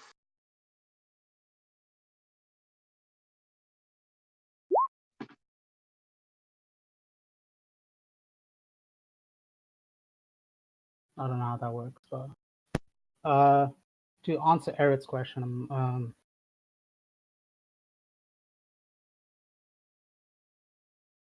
no, you're right. There are other people with more tragic other tragic uprisings, of course, which is why I don't burden people with mine. I get things done for myself, by myself. Having friends just slows you down. I disagree. I also disagree. Would you like to know the difference between me and the people that Jackson has left dead in the graveyard surrounding the building he had me in? I had you guys. They had no one. If I hadn't had friends, if I hadn't had people coming for me, I'd have been exactly like them. Forgotten and buried in a graveyard.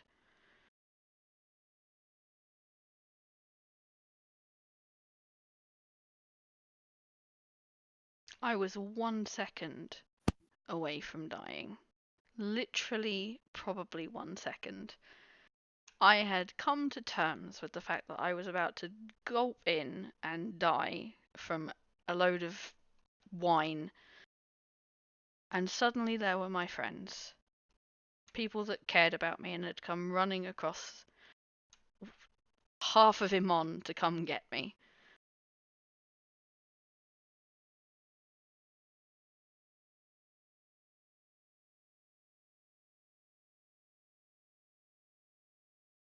So what part of having friends made me weak there? Because I'm fairly sure if I hadn't had them, I'd be weaker.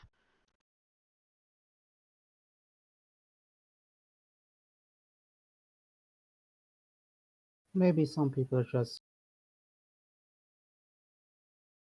worth remembering, whereas others who had been forgotten from birth aren't to be remembered.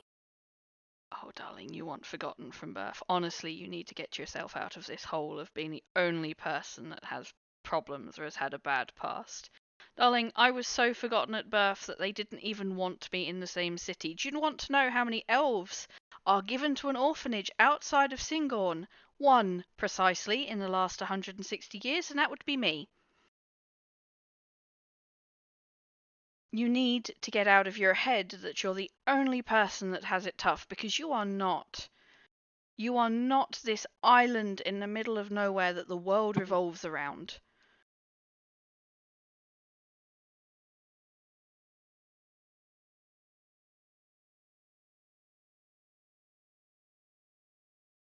You are not stronger by yourself. No one is stronger by themselves. It took me a long time to learn that, and you need to learn it quicker than I did because you've got less time to learn it.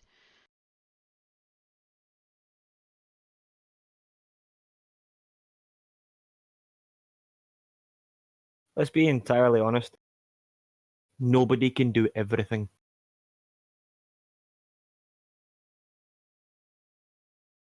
Nobody in this world can do absolutely everything. I can't sneak to save myself. I sound like a church bell going off walking down the street. So I take all the hits. I'm the bruiser. I'm the punching bag, essentially. But you know what I can't do? I've never been really good at that.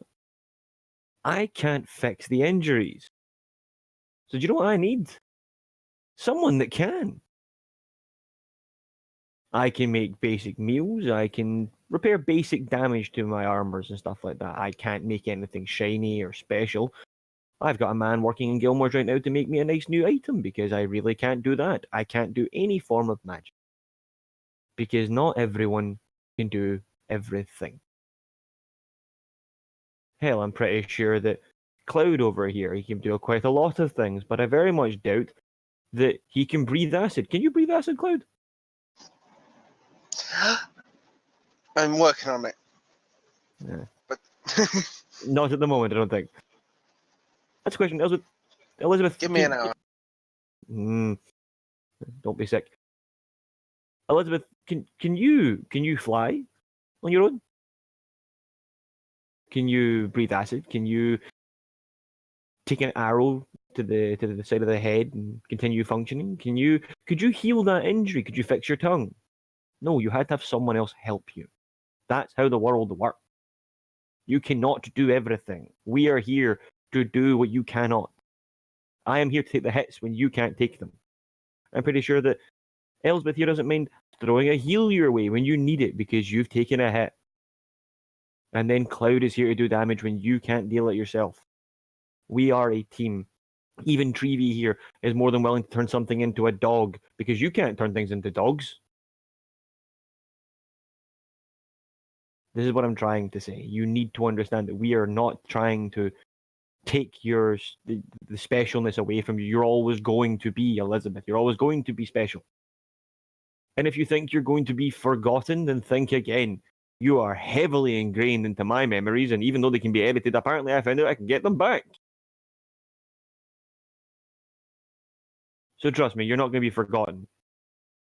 So if you go off and do this whole solo adventure, and we read an article in 3 or 4 weeks saying strange woman found murdered because they went off on a solo adventure, we're not going to be happy. Because we could have prevented that.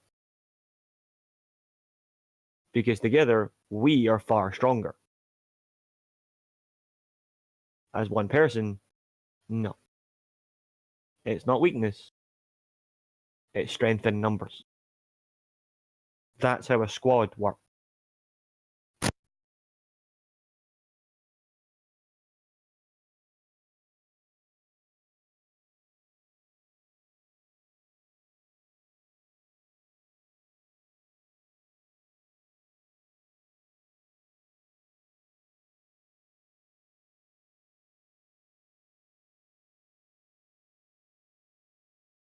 So, how about you let us in and you let us try and help you solve this problem? Because I don't like assholes that take children and turn them into killing machines.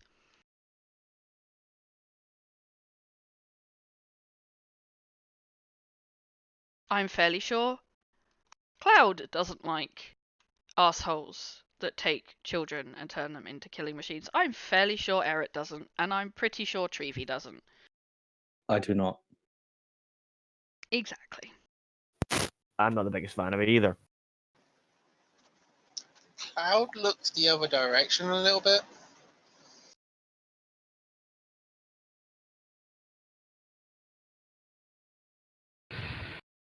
I don't know how to solve this problem. Then five heads. Well, we were 6 until earlier today. 5 heads are better than 1. So let's work it out together.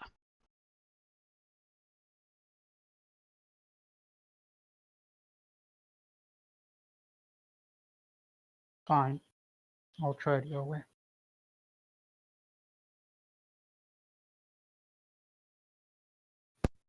That's all we're asking.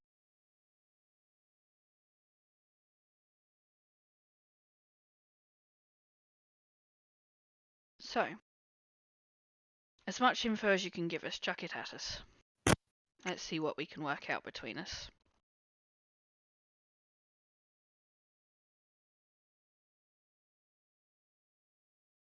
I saw him here shortly after Jackson died, when Toto had an argument with me the day after. I went and dealt with something. On my way back, I saw him. I followed him around a little bit and noticed a couple of places he's frequenting. I don't know whether he's in the same business now or not, but he clearly knew I was following him because he sent me a letter afterwards. Did you keep the letter?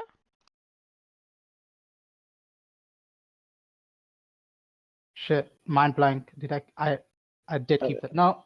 You tore it up. You destroyed Tore it. it up. No. I tore it up. The thing you need to understand is he has a control over me which I can't explain. The reason I wanted Toto to leave was because there might come a time when he forces me to choose. And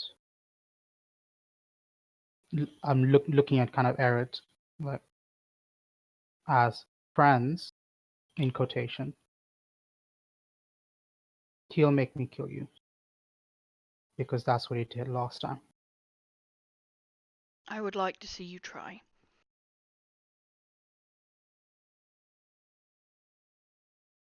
It's either I kill you or you kill me in the process, which either ways gets the job done.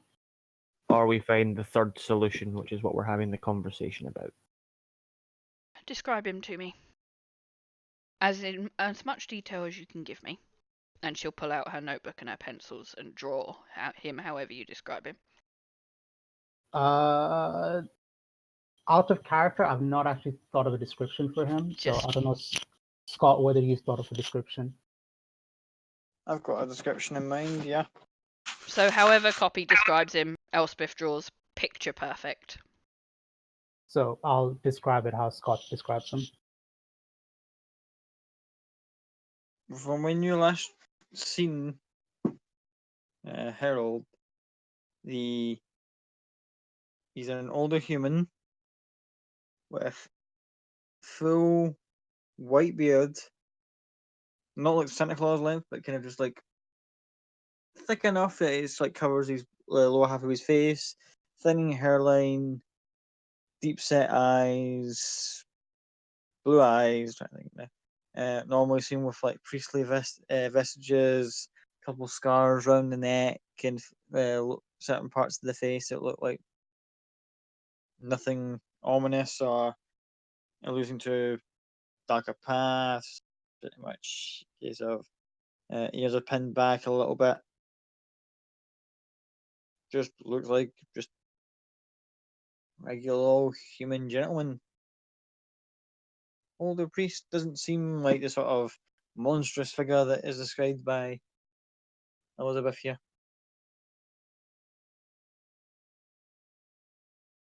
So once you're done describing and Elspeth is done drawing, she'll flick her book round to you. Is that fairly accurate? As far as I remember him from last time, yes. And then she will flash it round to everyone else and go, that is what we're looking for. That is what we're keeping our eye out open for. Done.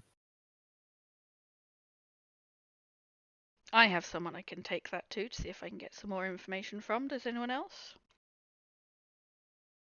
Nope.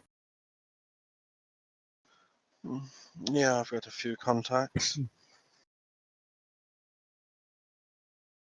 She'll tear the page out of her book and give it to Cloud. Go, I don't need that. I can this and minor illusion him.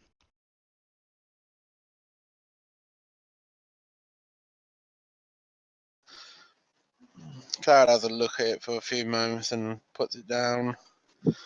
And then uses Mask of Many Faces to take his form and just looks at copy like this.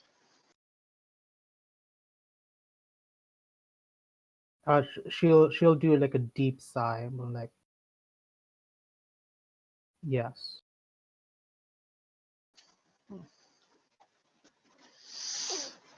Waves it off.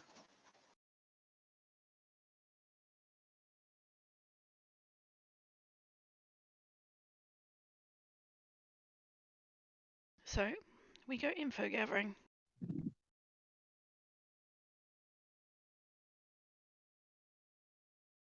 Better to know the person we're hunting, so.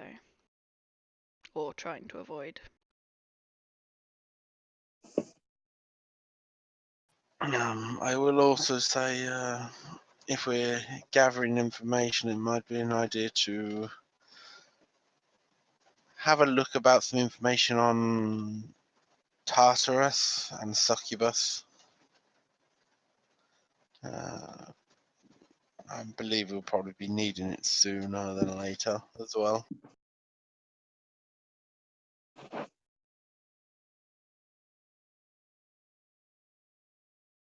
Agreed. But for now, should we enjoy dinner? Yes, but before that, we're still in this somber-esque mood. I got contacted by one of my contacts saying about a job they may want us to do. Tojo's brother had one last shipment sent out to the Myriad. They want us to intercept the boat before it gets away from Imon. Whether we just sink the ship or if we bring it back and deliver it back to them, they don't mind either way. Though delivery will be a higher reward, but just an option.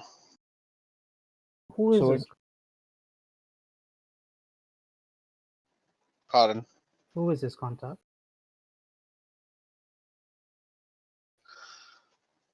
It's a contact. Does it have a name? Of course, everybody has a name. What's his name? That's my business. So my business is for everyone, but your business is for yourself. Well, when your business comes chasing after us, then yes. If my business comes chasing after you, I will inform you of my business. I am giving the information that is offered to us if we so choose to do this. There is no we must, there is no we have to, there is if you choose to, it is there. That is all it is. this is just an option just now. There's no point in arguing over this. If we have the time or the effort to expend, we can go and deal with the boat of many monies. But right now, can we just enjoy the food, have something nice to drink, and be our group together?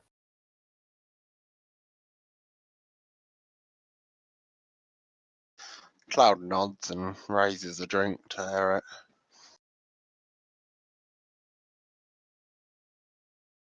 We're also raise his glass. No. Tankard, glass, cup, whatever's there. Cloud raises the bottle.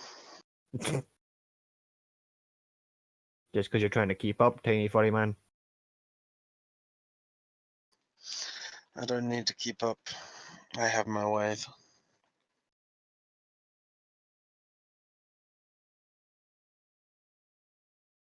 Eric's going to slide a cup to Elizabeth and go, you can join us too, you know.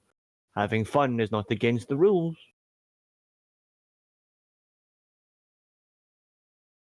You clearly don't know, Harold. I'll take it up and kind of cheers it. Don't need to know them. I'd like to know you.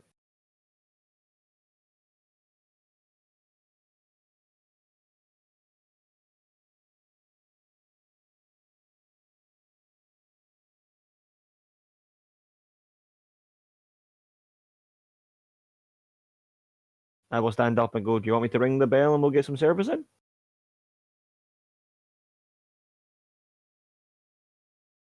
Go for it. I rang the bell twice. Because Eric remembered it was twice. Go. Ding, ding, the dog was twice. A few moments later, someone comes in with a little trolley full of like bottles of wine, a couple other like assorted drinks, and a couple flagons of worth of ale and fruit punches. All you name it. It's all just love a little spread. There's also food, various collections of meats, bread, vegetables. Phoebe won't be able to place with the like spread of fruit and veg they have. I indicate to the Order. person. Oh, That- sorry. I was going to say, I indicate to the person to put the trolley on the other side of the room away from Elspeth. No problem, sir. And trolley goes over to the end of the room.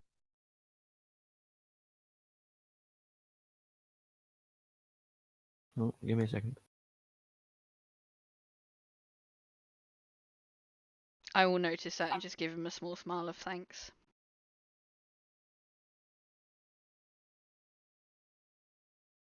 Look at everyone going, now we can celebrate.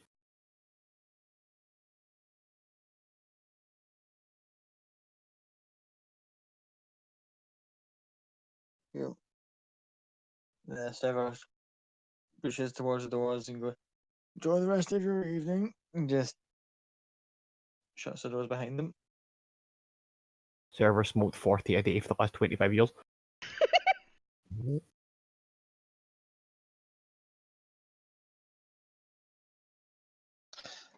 With that, Cloud will pull out one of his little baggies, roll him a cigarette, and he'll roll himself 2 cigarettes. He'll light both of them. He'll smoke one, and he'll have one sat on a glass in remembrance of Toto not being here with them.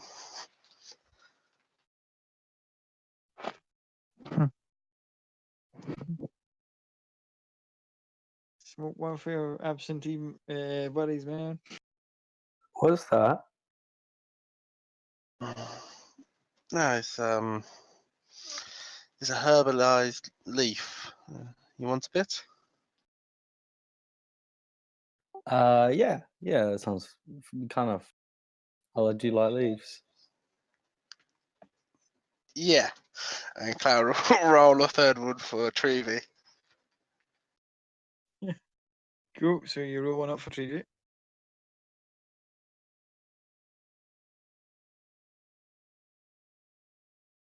And those who wish to partake, puff away. I think it's a bit strong for the little one. Takes a bit of time to get used to. But,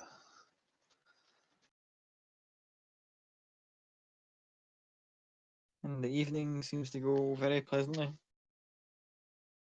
After the initial sort of outpouring of personal demons and secrets and your impromptu little AA group that is just formed in here.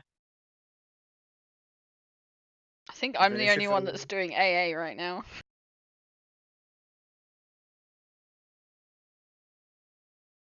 probably.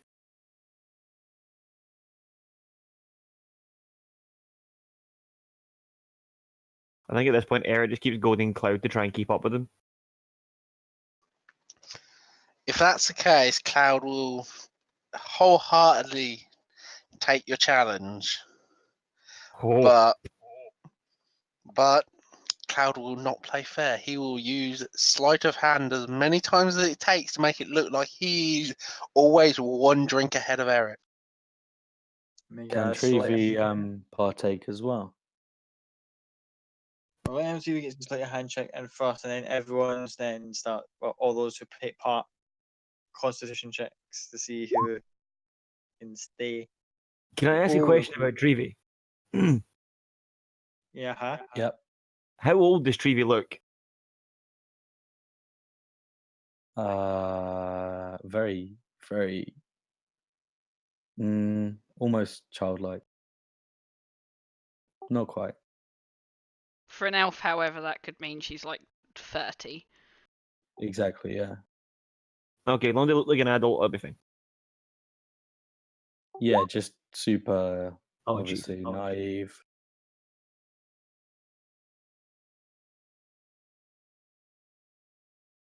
Very low roll. What's the matter, my friend? Can't you keep up? You just gotta look at him and go, I can keep going. Okay. Con save again for Cloud. Elspeth is going to remove herself from the room. The Trithm will stay with Elsbeth if she allows it. Of course.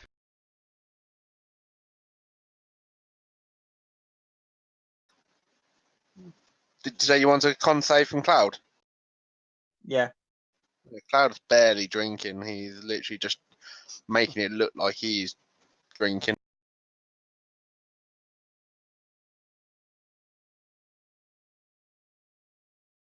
Okay. Still manages it though. So, oh yeah, I'm only drinking so much. Still thinking that everyone else is like a drink ahead of him, and he's like, yeah, I'm still good. I'm still good. Everyone else is kind of like starting to show signs of where. 3D not doing particularly well, kind of metronoming it a little bit on her chair. Eric's pretty much like leaning tower a pizza at this point, just kind of like, I can handle it. I can handle it. Kind of propped up with his his double-headed scimitar, just kind of like, we didn't fall over. You know what's Meanwhile, annoying? I have a 7 in con. yeah, I noticed. That would have been a natural 1 if you were get up a bit shorter on that. Mm-hmm. Don't talk shit unless you're gonna be an asshole. I can drink it at the table. Nod. Yeah. As I steps out with the system over her shoulder. The old server will just like, something not to your liking, madam. Oh, no, everything's fine, just... Oh, it's nothing. I'm just going to get some fresh air. I'll be outside if any of them ask where I am. And she'll just step outside, and if there's a table outside, she'll sit there and sort of... chill? Well, you're welcome to use the back garden. It's a lot quieter.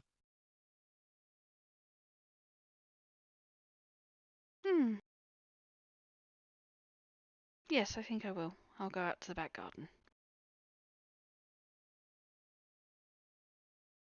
You go out, there's a... It's very... seems like it's like an extended beer garden kind of deal they've got on here. She'll just sit.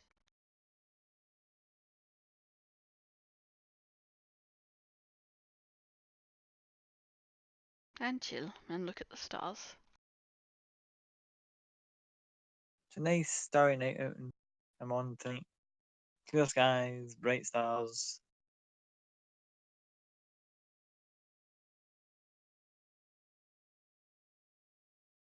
Basically, she Everything's just all didn't want to be in the room with them having drinking games. But she didn't want to stop their fun, so she excused herself.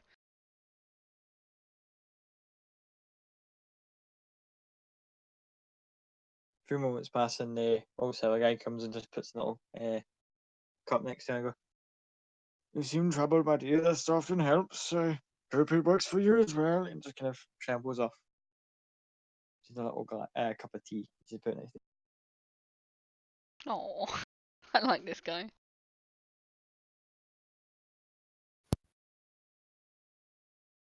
But yeah, she'll just sip at her tea.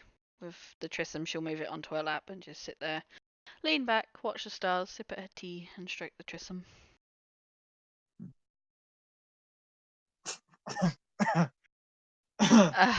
And Dirty-minded. that was a genuine cough, and then I realised, oh fuck, no, the timing, no. And I'm the one with the bad throat. So you're doing that. It's quite a sweet tea.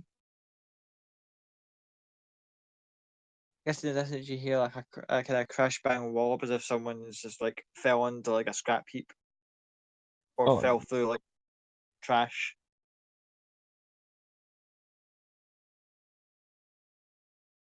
You hear kind of like not argumentative voices, but that sort of like raised temperament.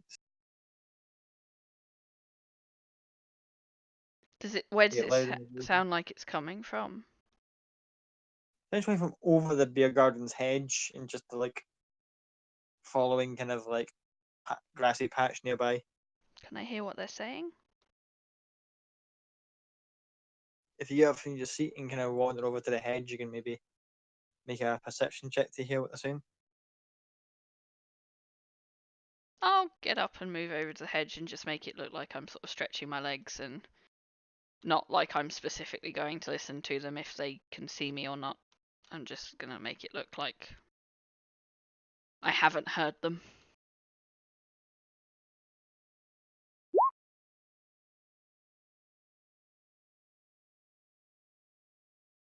Can't quite make out what they're saying because the language is kind of unusual, though it sounds vaguely familiar. Very much like kind of gibberish sounding to you.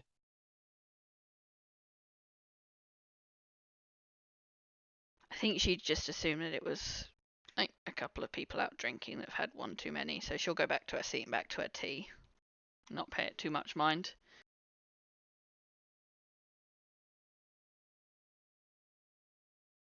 Well, as you return back to your seat, Tristram resumes its prior position. A few moments pass by again, you can hear the rabblings again in the distance. Then in a mild flash, you see a shoe fly over the top of the hedge.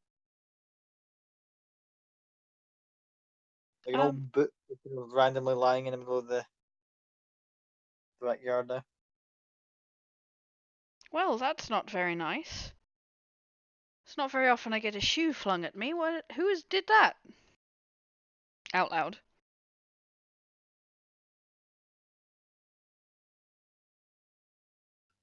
You see the old man with him. "Everything all right, my dear?"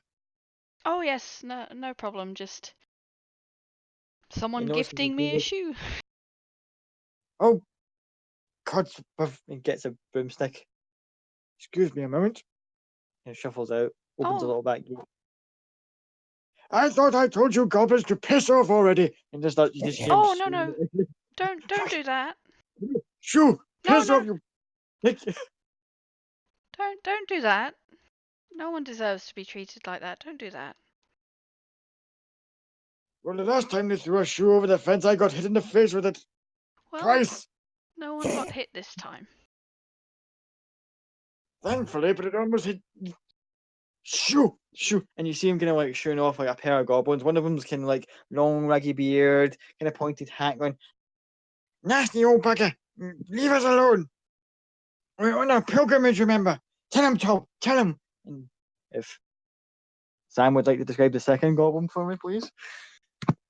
Oh no. He's kind of very small, kind of looks very nervous, a bit twitchy. His clothes are made out of well, they're kind of really ill-fitting, just one, almost like a romper made out of like old bits of boot leather. Around his neck, he wears like the boot token from Monopoly on a chain around his neck, and he has a really large flip flop on his back, and he's holding like a large shoehorn.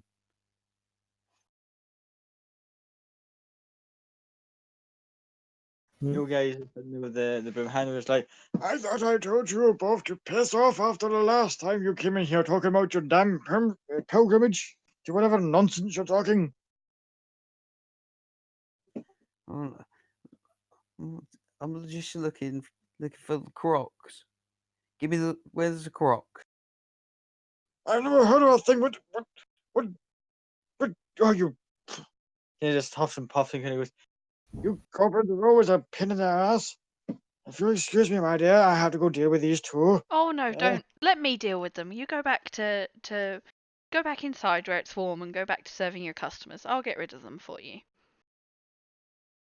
You're sure? Just be watch for your pockets. These are quite thievy little buggers. And he kind of just waddles off with the broomstick. Books and covers. Books and covers.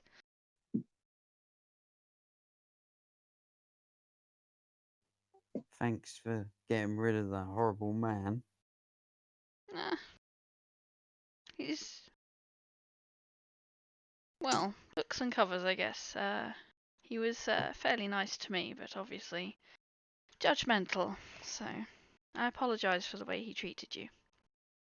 That's okay. My shoes don't like him very much, so sometimes when I throw them, they hit him in the head. Oh, does that mean your shoes don't like me very much? Because they almost hit me when you threw them over the hedge. Hmm. Well, I don't know. I don't really talk to the shoes. The shoes kind of do their own thing. I heard you mention Crocs. I had a friend that really liked Crocs. Have a friend. He's not dead. I don't know why I'm talking about him like he's dead. Oh, well, yeah, and he will kind of get out just like a small notebook, and you start flicking through it, and as he flicks through, you'll see loads of different drawings of different types of shoes, in kind of like just whatever medium he could use to draw them. So there's like mud, a couple drawn in blood, some crayon, until he gets to a page with like a really crude drawing of the platform Crocs with the fish in it. I'm just he'll hold it up to you. That's, I'm looking for this. Those are exactly the Crocs he used to have. Saint Harbin told me about them, and I've come all the way here to find Saint who, sorry? Saint Harbin. Have I ever heard of Saint Hubin before, Scott? I don't think you have, no. Yeah, I was asleep one night, um, just thinking about shoes and whatnot, and then Saint Harbin said, "Tom, Tom, find this shoe," and then he showed me this shoe, and he told me that if I get half a pint come to him on, then the shoes will be here.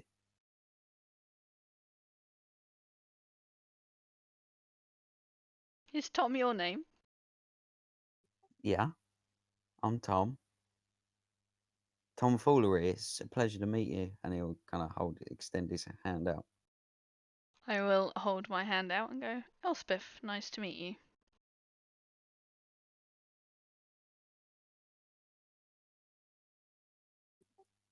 So, yeah, just looking for this shoe, really. Um, Not found it yet. What do you know where your friend is? I do. I do not know where his shoes are, though. My friend is in Whitestone, but last I heard, he did not have his shoes on him. They had been stolen.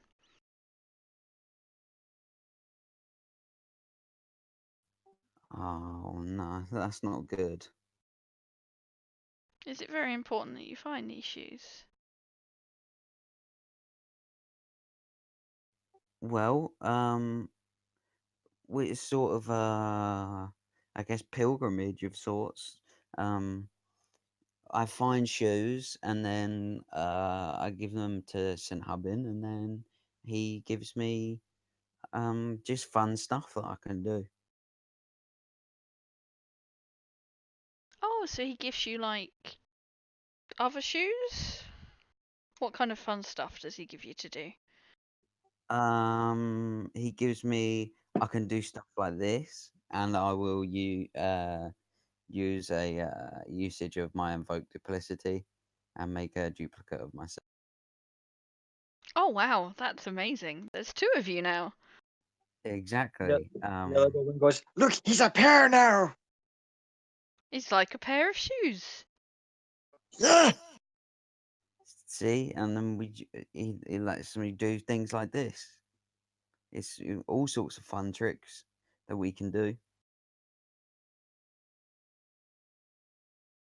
So I hope if I find this croc, then I can give them to Saint Hubin, and they give me more cool stuff that I can do. Well, considering our friend was the last person to have these crocs, how about you come with us for a little bit and maybe we'll help you find them? All right, well that sounds like a good deal to me. I mean, you know, if anything that leads to the crocs, really, I'm happy with them. You seem nice.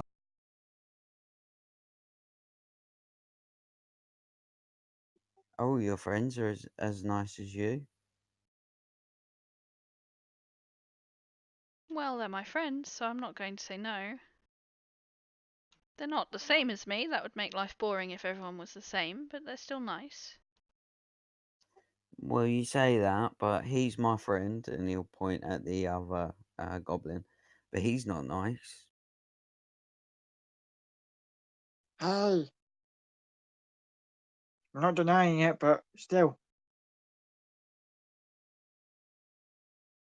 Sometimes he beats me with shoes. Oh, that's not very nice. Well, I don't want someone that's going to beat you with shoes coming around with us, so maybe he can go on his own pilgrimage elsewhere. Elspeth is giving this other goblin daggers. He just stands there with his hands crossed and go, huh, maybe I will. Yeah, maybe you will. Maybe we'll find out who can get the croc first. I take that bet.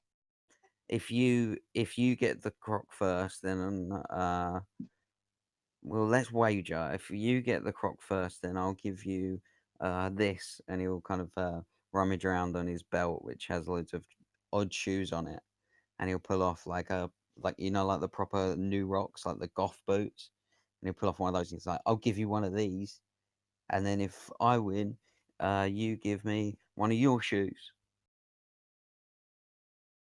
Goes into his little bag and goes, right, okay. I wager against those, pulls out one, like, kind of sparkly slipper. No. Goes through the shoot bag again. Pulls out, like, a pair with little wings on them. No, I like those. Third one, it's like a set of, like, ruby slippers and goes, no place like home. But no, and puts them back. I'll find something good enough to wager, and then I'll wager them against your shoe. Deal. He puts his hand up. Deal. And Tom will spit in his hand and hold it out to shake it. Spit in his. Shake hands. All right. Tom will just wipe the hand off on his leather romper and look up at Elspeth. Okay, oh, I'll follow you then. Okay, give me just a moment. We'll sit in the garden for just a second.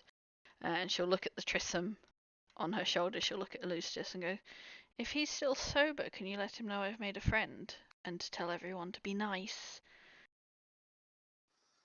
The cat sort of just looks at you a bit confused and sort of nods its head. And just like looks at the weird little goblin with shoes all over him.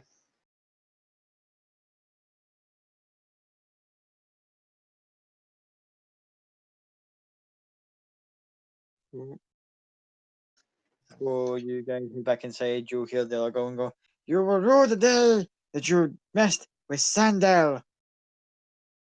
I shall find the holy shoes, and I will find my soul before you do. Mark my words, tomfoolery. And he'll just like bugger off behind into the night.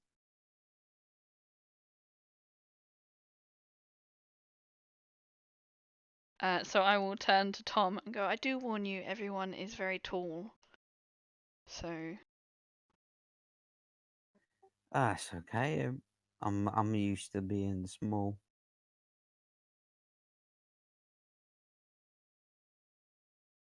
I think you and Toto would get on very well. It's almost like we're the same person.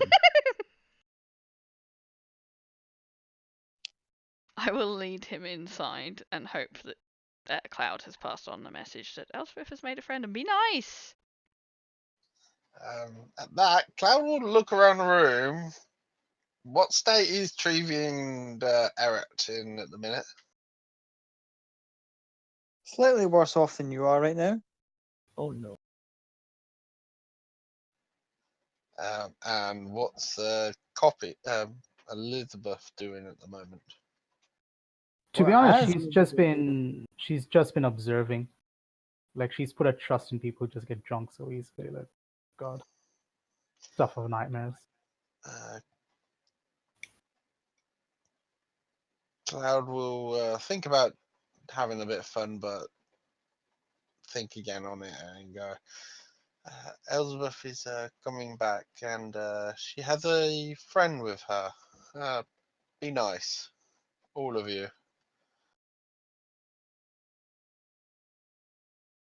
Eric's just gonna look at Cloud and go, friend. Hmm. Yeah, behave.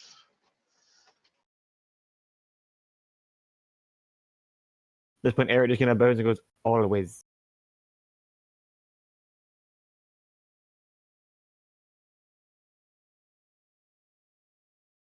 We will walk into the room. I will lead Tom into the room.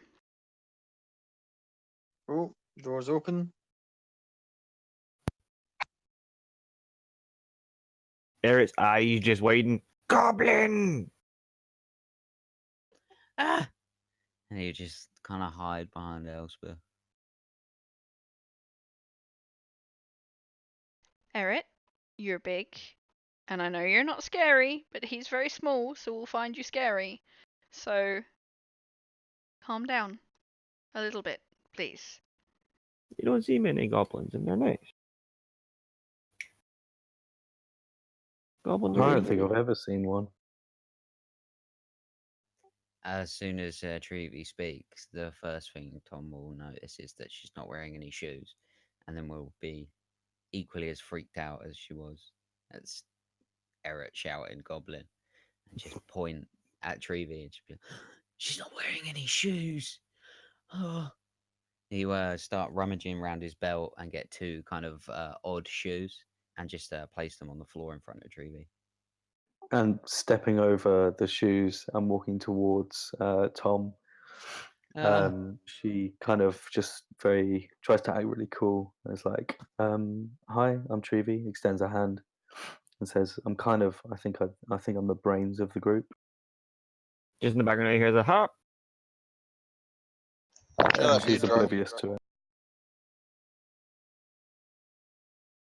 Oh, you know, You're not wearing any shoes. That makes me very uncomfortable. Oh, it really is quite comfortable. It's freaking me out. I don't know how to handle it. Maybe you should try it. Oh, absolutely not. Absolutely not. That is quite literally the most blasphemous thing I've ever heard.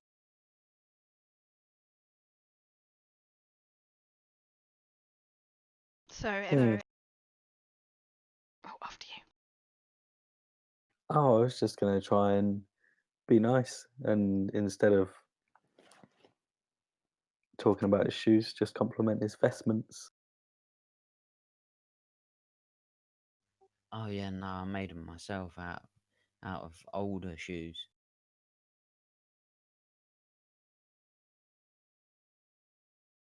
They Looks come. crafty. You could put that on Etsy.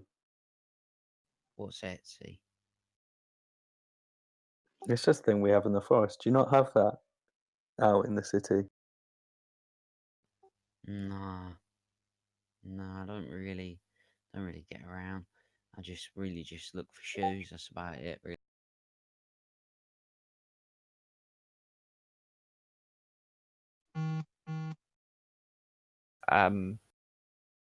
Dragonborns don't wear shoes, right? I assumed it was included in your armor. Yeah, but Dragonborn shoes are basically just covers, but their feet are still out. Oh, in that case, he would just scream when he sees you with giant fucking dragon claws hanging out. Ah, oh, you just start rocking backwards and forwards. It's a lot of people not wearing shoes. It's freaking me out. Mm. I will say Cloud's sort of wearing sort of same sort of cover things, so his toes are hanging out, so he can use his claw. Yeah, our races can't wear shoes. This is quite literally the worst room I've ever been in my life. Oh, oh God. I'm assuming Saint Hubin allows a little bit of leeway for people that Saint can't Hubin. wear shoes. Saint Hubin, sorry. Allows a little bit of leeway for those that can't wear shoes. Who who's been hubbing? Saint Hubin.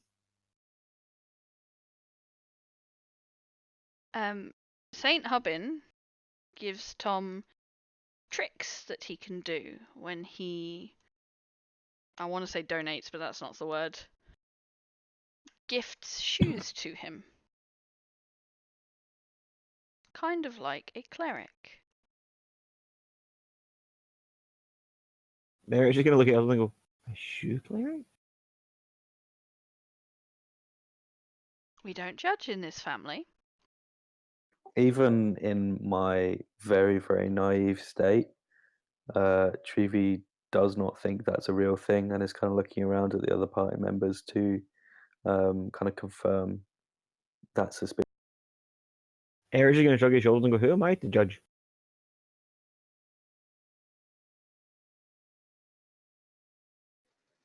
Cloud will nod in agreement after Elsbeth says it's Copy will also kind of shrug her shoulder. Tom is looking for a very special pair of shoes that I felt we might be able to help him find. You should show them the picture you've drawn of them, Tom. Yeah, Tom again will flick through this notepad full of crude drawings of shoes and just slap the page with the croc on the table. Quick question: is this the one that I stole? Yep. I'll kind of speak up, saying, seeing as how you guys want to know everything about me because it's so fun, I know where you can get those. I'm sorry. Yeah, I know where they are. Can I have them? There, you have to take it from someone else if you want it. I've got no problem with that. Sure, I can tell you who's got them.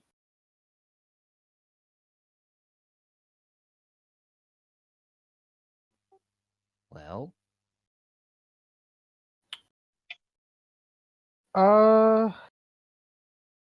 Our friend's brother has them.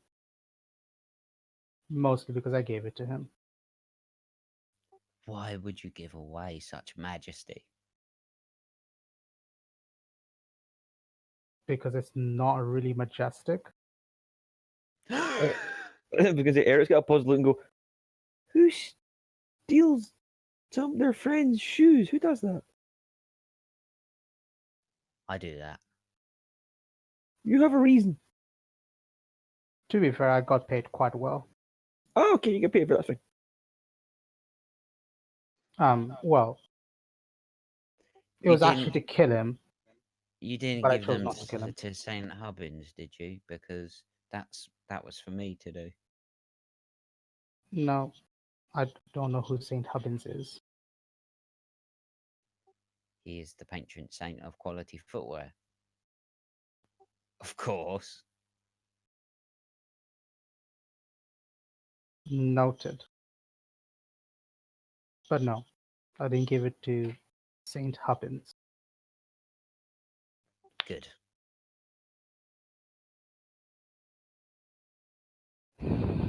But yeah, I can tell you where it is if you're interested.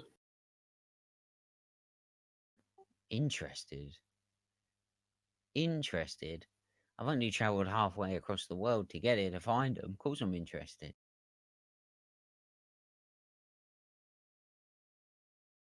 I can show you in the morning, I guess. Well, I guess I can wait till the morning. Eric, at this point, will gesture to the trolley, which should still have some things left on it, and go, new friend, feel free to partake from the trolley. Oh, oh.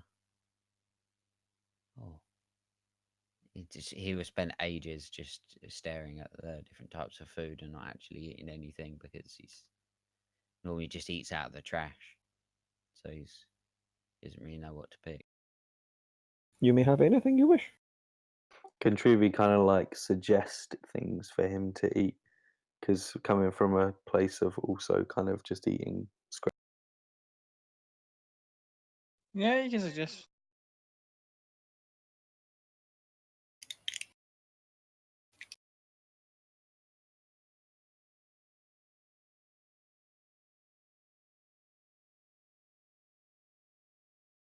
I don't like vegetables. Oh, one of those. Well, I'm a goblin. What does our goblin friend like to eat? Normally, I just like when like the meat man throws his scraps out. You know the ones they don't smell too good anymore. I just pick those right out of the trash and eat them. Just swallow them. I will take any of the meat dishes that are on it and put it kind of on a table with a chair for him and go, well, here's fresher meat. Okay. Okay. You kind of smell it first. It smells better than what I'm used to. Kind of give it a nibble and then just immediately scoff the whole thing. Like all around his mouth, just ripping it to shreds. Eric's just going to look at Elspeth and go, goblin friend is happy. And he just thumbs up with like a far too large mouthful. Good. Can I make an insight check on the 3 people that were drinking when I left to see how drunk they are? Pitched. Yeah, go ahead. On a scale of 1 to whatever. Oh, Oh, 21, you'll be able to tell they are exactly in the state Silverdome condition expect them to be. All three of Treevie's them.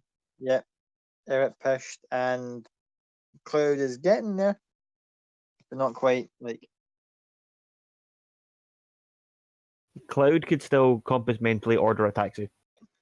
Cloud is currently staring daggers at Copy at the minute after hearing she took out a kill contract on Toto. So nothing's really changed in the relationship.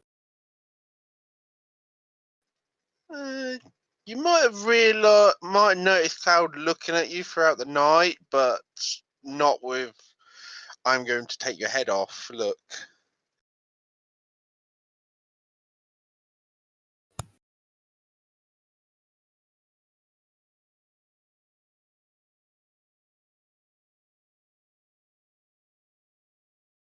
So would I pick up on the daggers being glared at Copy? I assume with a 21 in insight I would. with a 21, yeah, you would. Perfect.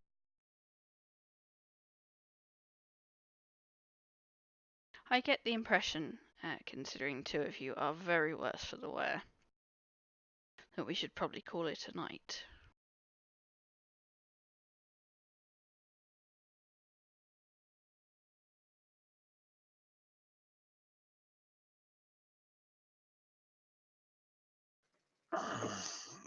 I agree. Before the night gets out of hand.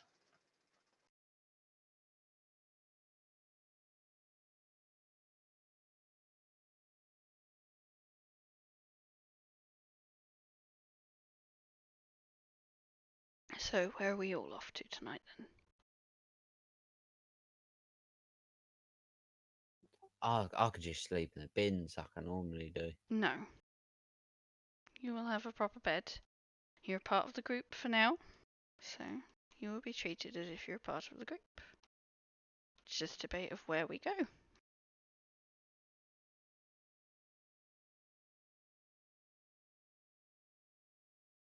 I know some nice bins.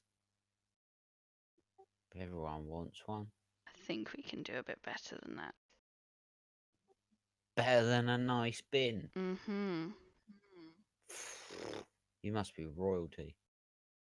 Not quite.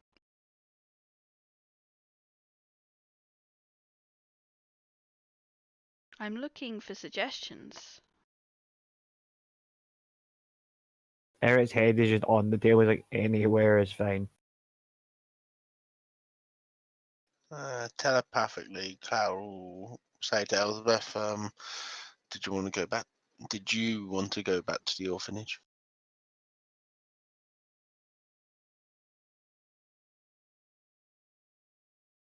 I will send back to Cloud. I think it may be an idea just for one last night. I still don't think I'll be able to walk into a tavern. Righto then, everybody. We'll take you back to the Door. tavern you all slept at last night, yes? I think we paid for a couple of nights anyway, so it'd be better for everybody, I think. And Tom can use Toto's room.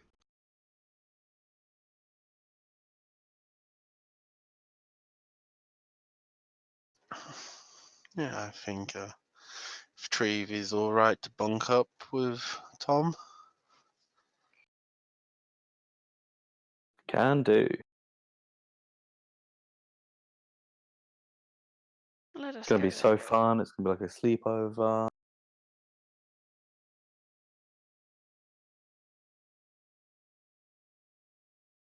Let us go then. You notice there's a Uh, commotion outside. And the old fella kind of goes, I had a funny feeling that from the sound of things, some of you were a little rough around the edges, so the carriage will take you where you need to go.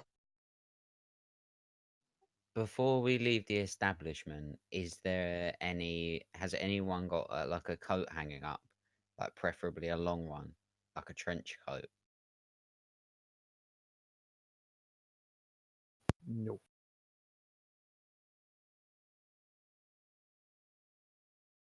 No one in the party currently has a long coat. No, I'm talking about in the whole establishment. And the whole establishment?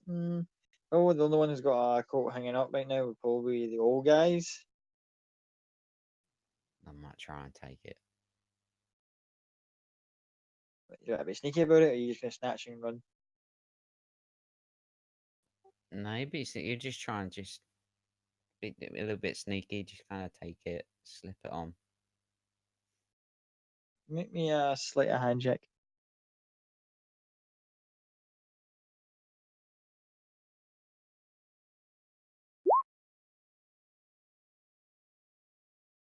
Oh,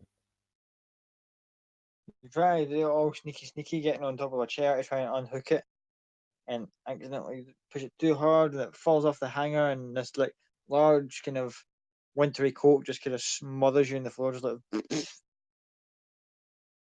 Right, you little bastard! The I old guy just comes leg into it, the room again. just leg it out the door. Shoo! Shoo! I know not to trust you, goblin! That was going to be the best use of evoke duplicity ever. I knew you would go for it. I was hoping you did it, but I was like, I kind of let you off it. Yeah, the old guy shoos Tom out the door, says goodbye to the rest of you, says, carriage will take you in to go if you're going very far. And hope you all come back again sometime. Thank you. Good evening.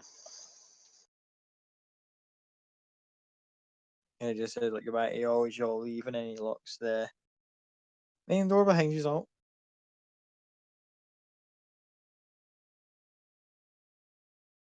And I presume everyone will go back to the initial tavern for everyone else to go back, and then Elspeth and Cloud go to the orphanage. Yep. Elspeth will look at Cloud and go, "You can stay with them if you want to. You do not have to accompany me back."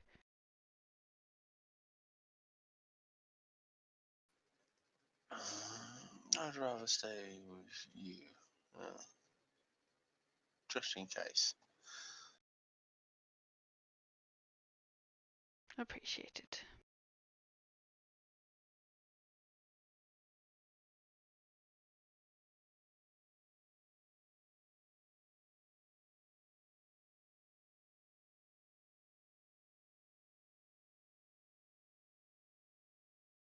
And we will see them into the Elspeth won't see them into the tavern. Elspeth will stay outside of the tavern. We'll watch them walk in. So as you guys walk in, it's quite busy downstairs. Either go straight up or see what the fuss is all about. It's up to Eric's you going guys. straight to bed. Yeah, Cop is gonna go straight to her room as well, and see if she can construct a couple of more bullets.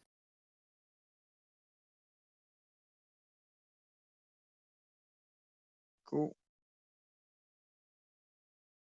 What about Tom and Treevy? Tom Chewy's doesn't gonna after you. no after you.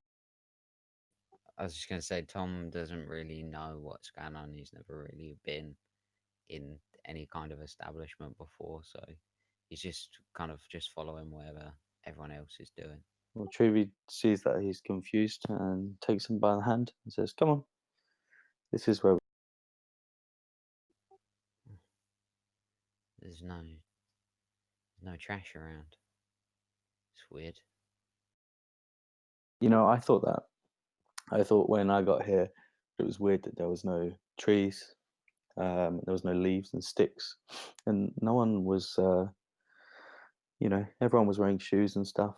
I didn't like it, but it's okay now. So it's like the total opposite. Why is that the opposite? Well, because Oh, like right, because what I'm used to is like insane natural beauty. Yeah, I'm more of a like a raccoon. Yeah, I was getting that image. I do love raccoons. Sometimes they beat me to the good trash, so I don't really like them. You know, you'll get there and they've already taken all the good stuff. You haven't met them all. You haven't met all the raccoons. I've met. There's just one, and he's just always there. He just watches me from the dark. Oh, what's his name? I might know him. I don't know. I don't know how to speak to raccoons, but they're Oh, just not that's very a nice. shame.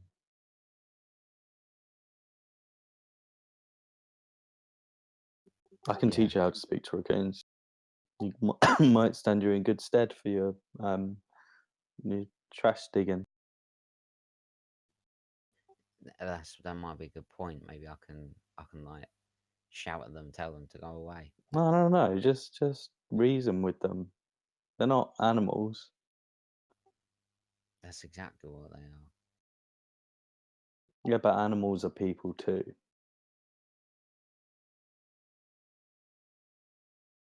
You've lost me. I'm just saying that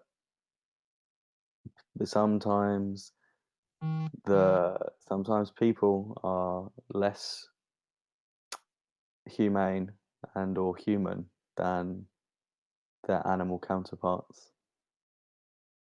Out of game, also in game.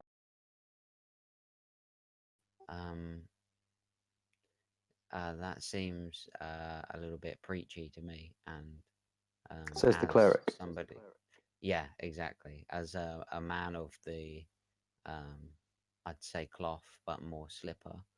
Um, that says a lot. Yeah, I'm just gonna we all sleep have now. our own things that we worship. Exactly. Um, yeah, I'm gonna go to sleep because this conversation just hurt my brain a little bit. I'm gonna try to Um, find some sugar. is that like or like some actual sugar?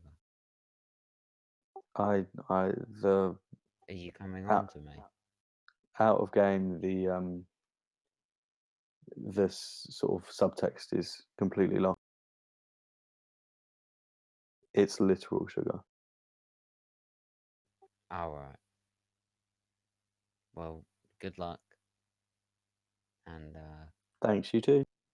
I'm excited for another day of learning all about other things. And, Tom will just line all of his shoe collection up, kind of like alongside the bed, like very neatly, even though there's no pairs, they're all single individual shoes. He'll just line them all up and he'll just make sure that they're all perfectly straight and then go and crawl into bed.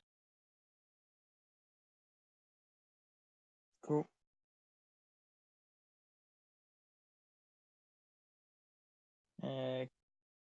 Copy if you would like to try and make some more ammunition.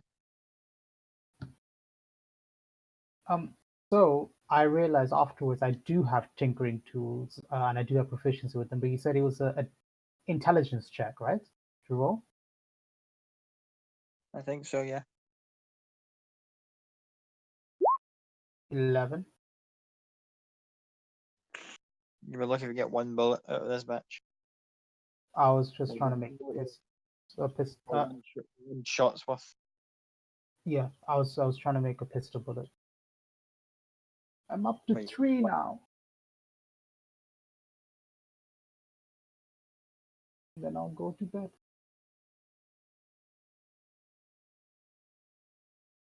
Cool. We will call that a long rest for everybody.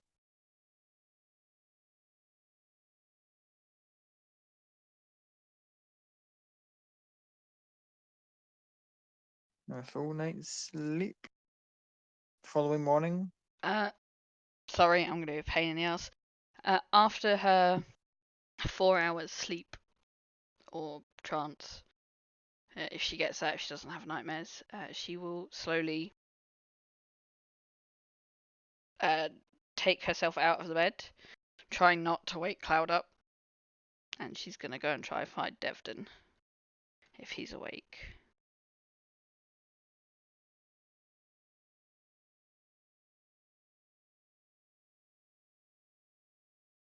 Cool. You go to his room, and of course he's up early enough, just looking over some old file work he had lying around. Doesn't make it obvious that he knows that he's aware of your presence, but you probably twigged that he's used to you trying to sneak around the house. Yes, my dear. Couple of questions while it's just us elves awake at this time of the morning. And she will walk in and sit herself down. Well, not on a chair, she'll sort of sit on the desk. Sideways on the side of the desk. And just go one business and one very unpleasant. So let's start with the first one, the business one. And she'll pull out the drawing. Oh no, she won't. She'll minor illusion the image of Harold. And go, any information you can give me about this gentleman would be welcome. And he looks at the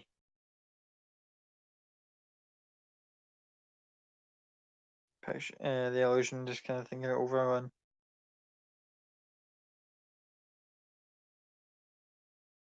seems oddly familiar. If you don't know any information about him now, it's fine to bring it later. Just do me a favour. If he comes knocking, don't give him any of the children.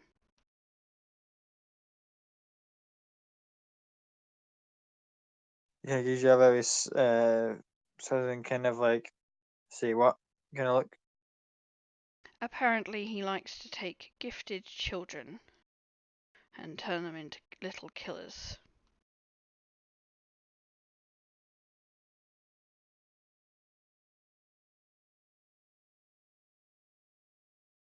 You really do have a habit of finding the worst possible people to bump into in your travels. Can you meet nice people? I do believe that's a... I thought that was the one thing I didn't teach you, was to how to find the worst of people. I think that's a bit rich coming from you right now, do you not? Which actually brings me on to my second question. How much of what he did to me in that room did you teach him? Giving him a very, very serious look.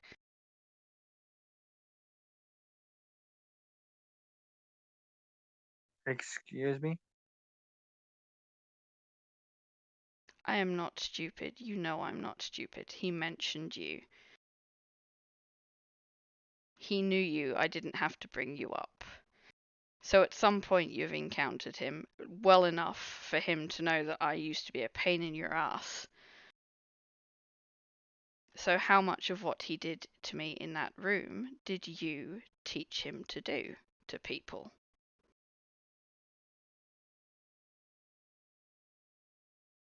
He immediately shuts over the file and goes, I taught that monster nothing.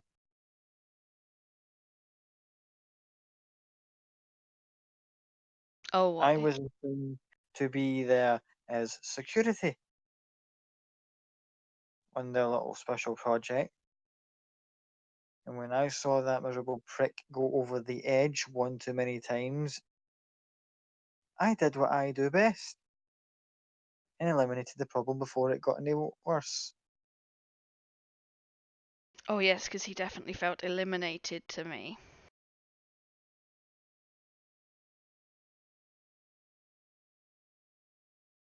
You guys have a half stunned, half angered look on his face. That's a long breath, and he goes, well then, okay, this delete gets up. because I'm going to go for a quick walk. Just grabs his coat and just leaves the room.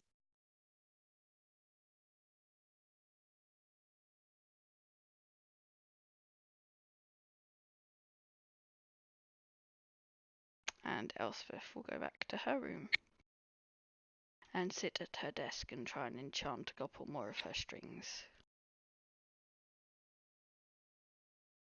Again, not trying to wake Cloud, trying not to wake Cloud up.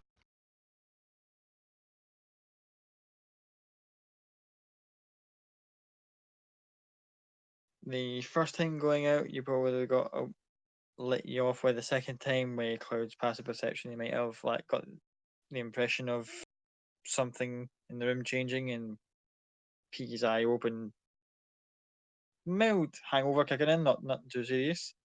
Just sees you going to your desk and start enchanting stuff, and probably if he decides to do anything, it's up to him.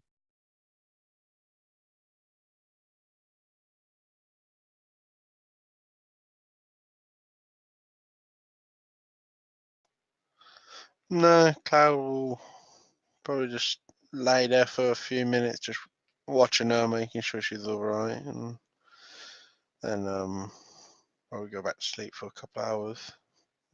Then probably get up early and just do a few little bits and pieces.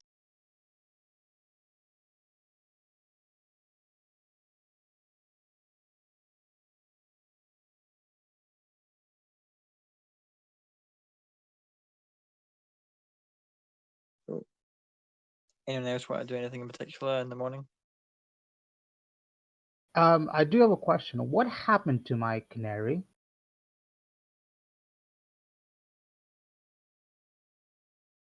Funny you ask. Because I was gonna wake up in the morning and basically resummon it back, but I don't know. I don't know how these work in terms of like whether the items and everything attached to them will stay with them or will it kind of drop or anything. So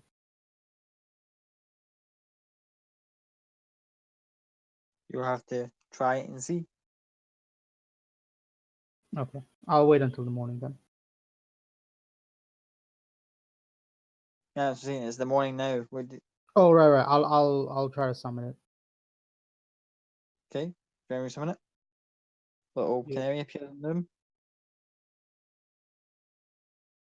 The letter with it or Not on the canary, no.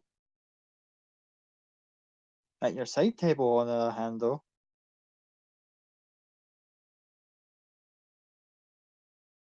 I'll look at it. And does it have the pendant in it? Yep. The only thing that's different about it is if it's got like fish ink on the outside of it saying lose something. I'll put the letter away and I'll put the pendant around my neck once again. And just keep the canary around on my shoulder.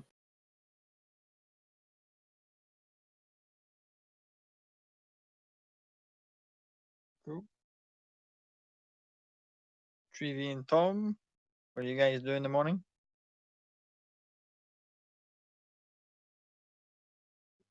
I'll just get up,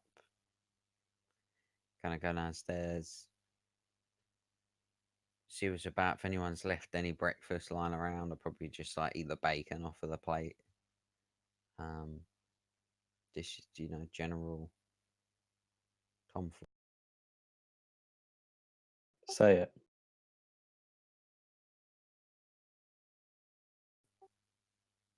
Okay, what? It's okay. You already said it. Tomfoolery. Oh yeah, that's what you get. You're getting into all sorts of tomfoolery.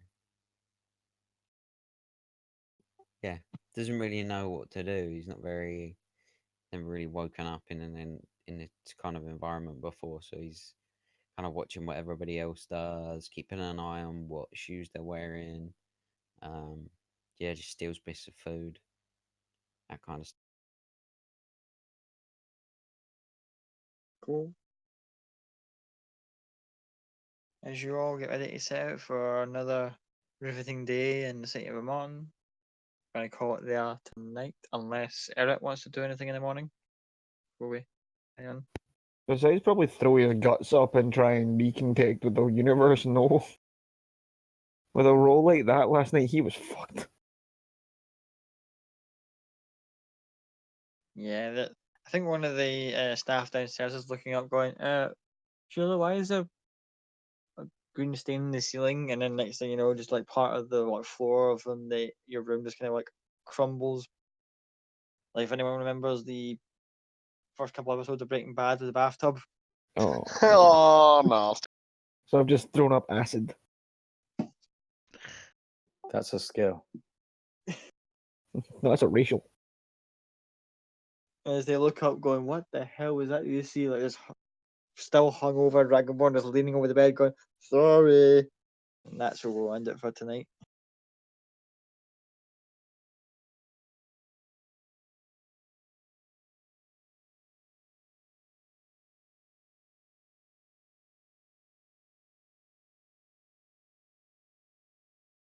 Well, I will turn the stream off then. night stream. Bye, stream. Night stream. Nice stream.